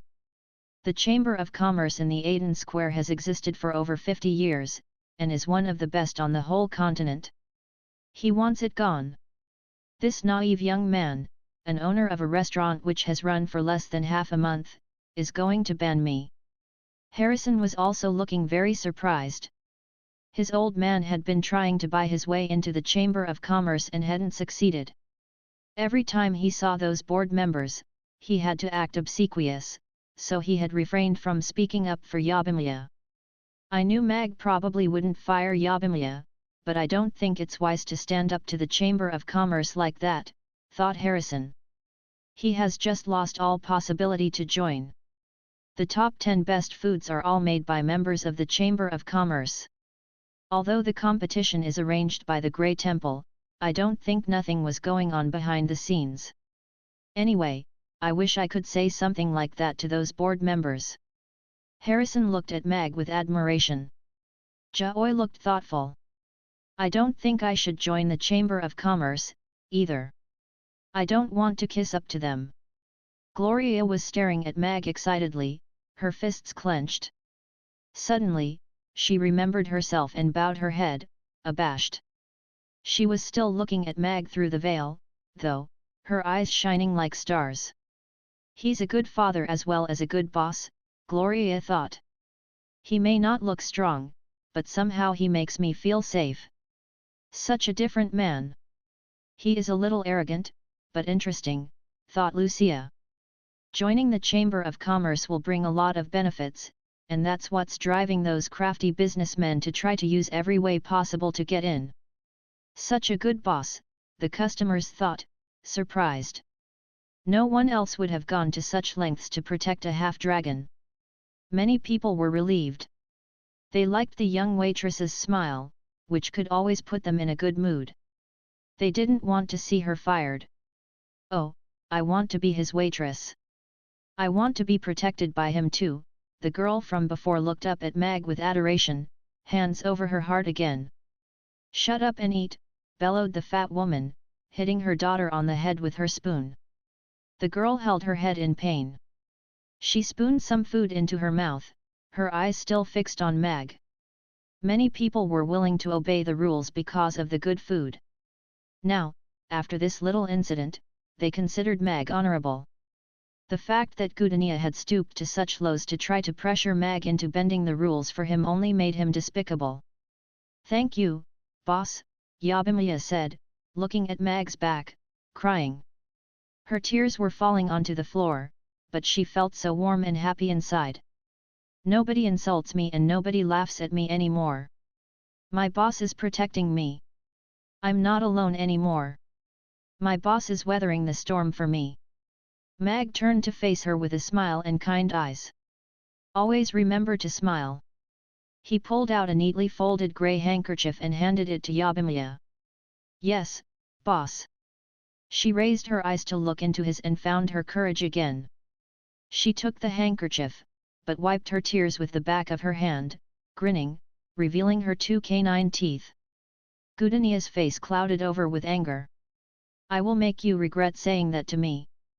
Let's wait and see how long your damn restaurant will last." Never had he been treated like this since he became a board member at the beginning of this year. He grabbed his purse and pushed back his chair so hard that it fell and was damaged a little. 1 tofu pudding, 1 Yangzhou fried rice, and 1 chair. "That will be 18 gold coins, Amy said solemnly, looking up at Gudania with Ugly Duckling in her arms. "Meow, meow," cried the kitten.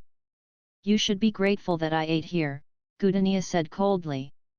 "I've never paid a coin when eating out. So, get the F*ck out of my way. No way am I going to pay for this meal or that ridiculously expensive chair." All the customers were staring at him, aghast. Is he really threatening the girl in front of her powerful masters? He must have a death wish or something. Amy put the kitten on the floor and held out her little hand. "Pay, now." Krasu and Urian turned to look at Gudania, their eyes glittering menacingly. "Don't kill him, Amy," said Mag. "I have to make an example of him. That's just the way this world works." Amy nodded. "Yes, father." Gudania sneered, and didn't deign to reply. He walked towards Amy. Suddenly, a bluish-violet fire rose from Amy's hand and immediately went up for a half-meter. Its terrifying temperature burnt Gudania's hair, brows, eyelashes, and shirt in almost an instant. The fire continued burning along his silk shirt. "A magic caster!" Gudania cried. He rushed out, trying to put out the fire on him. In his panic, he dropped his purse. The flame had turned into a fireball, and Amy was about to throw it out. Mag touched Amy's head and smiled. "Okay, that's enough. If you throw that at him, you'll kill him. He has got what he deserves." "Yes, father," Amy said disappointedly. She took a look at Gudania's back, extinguished the fireball, and picked up the purse. In his rush, Gudania bumped into someone and got knocked to the ground. He rolled on the ground, put out the fire, and then let out a sigh of relief. Most of the shirt on his front had got burnt away. His brows and hair were largely gone, his face smudged by smoke. He opened his mouth and wanted to yell at the man whom he had bumped into, but when he lifted his eyes, he saw 3 big bald demons. He lowered his head again in fright. "What happened to him?" Mond asked, scratching his bald head. "He got burnt by fire, I think," said Kill, rubbing his chin thoughtfully. Mond nodded and looked at Kill admiringly. "You're indeed very smart, Kill." "Apparently, he got burnt by the little owner," said Sargeras. "I think he probably had it coming." He cast a disdainful look at Gudania. The door opened. Amy walked out and tossed the purse to Gudania. "I took the liberty of taking 18 gold coins from your purse. Remember to pay every time you eat out." Gudania picked up his purse angrily. He glared at Amy, but then thought better of saying anything rude. I will have my vengeance one day. Hi, little owner, said SAHDR. Hi, little owner, echoed Kill and Mond, straightening up. The future of the lava demons relied on Rigiamo, so they respected Mag and his daughter very much. Hi, big bald head number 2 and no 3, Amy said, and went back into the restaurant. Goodenia's eyes widened. What the hell? These 3 demons are afraid of that brat. SAHDR stepped up to Goodenia and looked down at him. You dined and dashed? You just did what I couldn't do. Impressive. Kill and Mond gave him the thumbs up. Impressive, they echoed, and followed SAHDR in. Goodenia scrambled to his feet sullenly. He was now quite a sight to see. He took a long look at the grand restaurant and felt frightened suddenly. What's so special about it? He walked off, covering his face with his hand. He didn't want to lose any more face than he already had. I'm sorry for the little incident. Hope it didn't ruin your appetite, Mag said apologetically to the customers. He stopped Yabimiya when she was about to bow and apologize. It's not your fault, he said, smiling. Thank you, boss, she replied softly. It's all right, Mag. He deserved it. But my Rigiamo. I'm a little hungry, Harrison said, rubbing his belly. My tofu pudding. My Yongzhou fried rice. The customers were smiling. They didn't think Mag had done anything wrong. The restaurant had returned to its usual peace. Mag nodded with a smile. Your orders will be ready soon. He patted Yabimiya on the shoulder and walked into the kitchen. The door opened with a ting. Welcome to Mamie Restaurant. Yabimiya said, walking to the door with her spirited smile. I'm going to memorize all the rules today. The rules? Yeah, the rules on the menu. I don't want to get myself banned or burned. Yeah. Count me in. Harrison and his friends started learning the rules. They hadn't been this studious back in the chaos school. Oh, I saw Mag wrote something in a black notebook just now. Really? The blacklist. This little incident ended pretty quickly. Mag went back to cooking, not worrying too much about Goodenia taking revenge.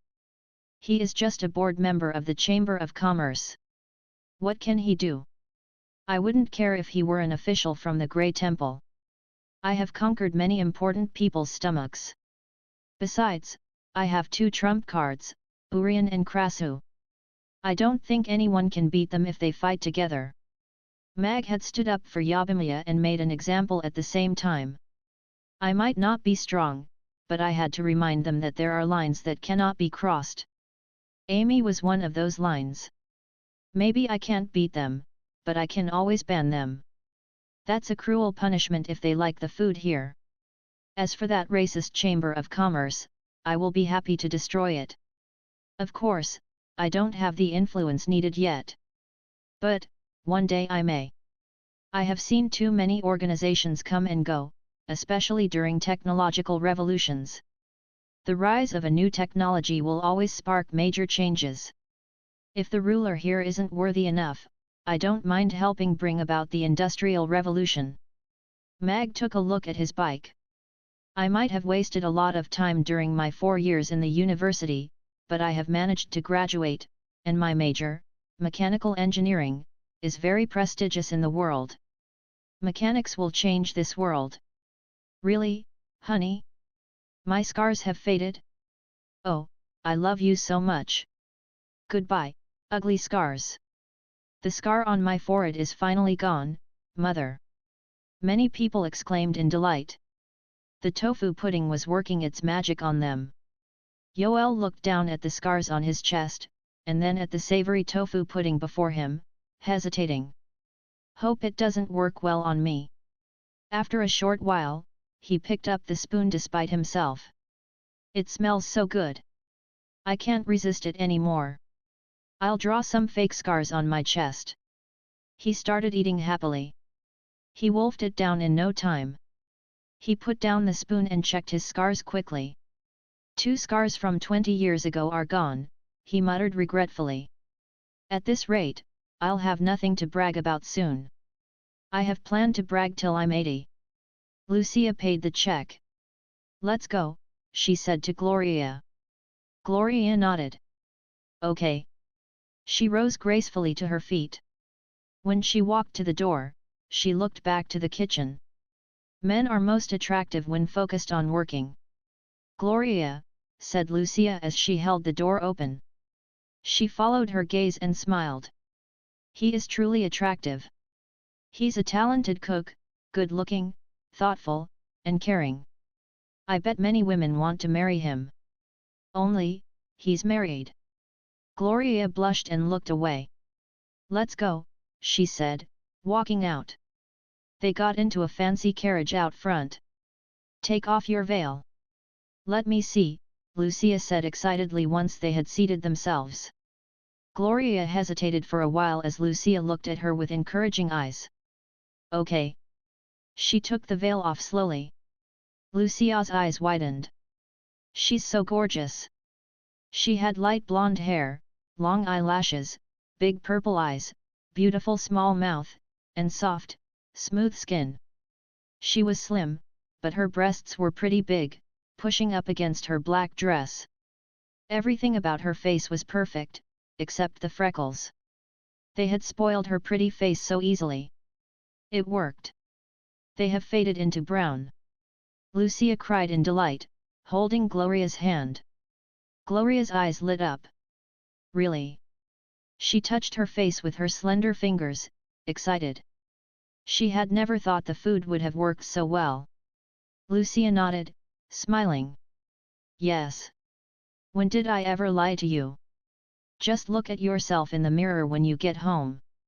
She rolled up her sleeves and revealed her scars. See? They have got even smaller, right? Gloria's eyes widened and raised her voice in delight. Yes. Her scars had indeed lessened, and at this rate, they would be gone in a few days. Lucia touched Gloria's head and smiled. Trust me, your freckles will be gone before you know it, and then you can wear your pretty clothes. Men will fall head over heels in love with you. Will he fall in love with me? Gloria wondered, thinking of a certain man.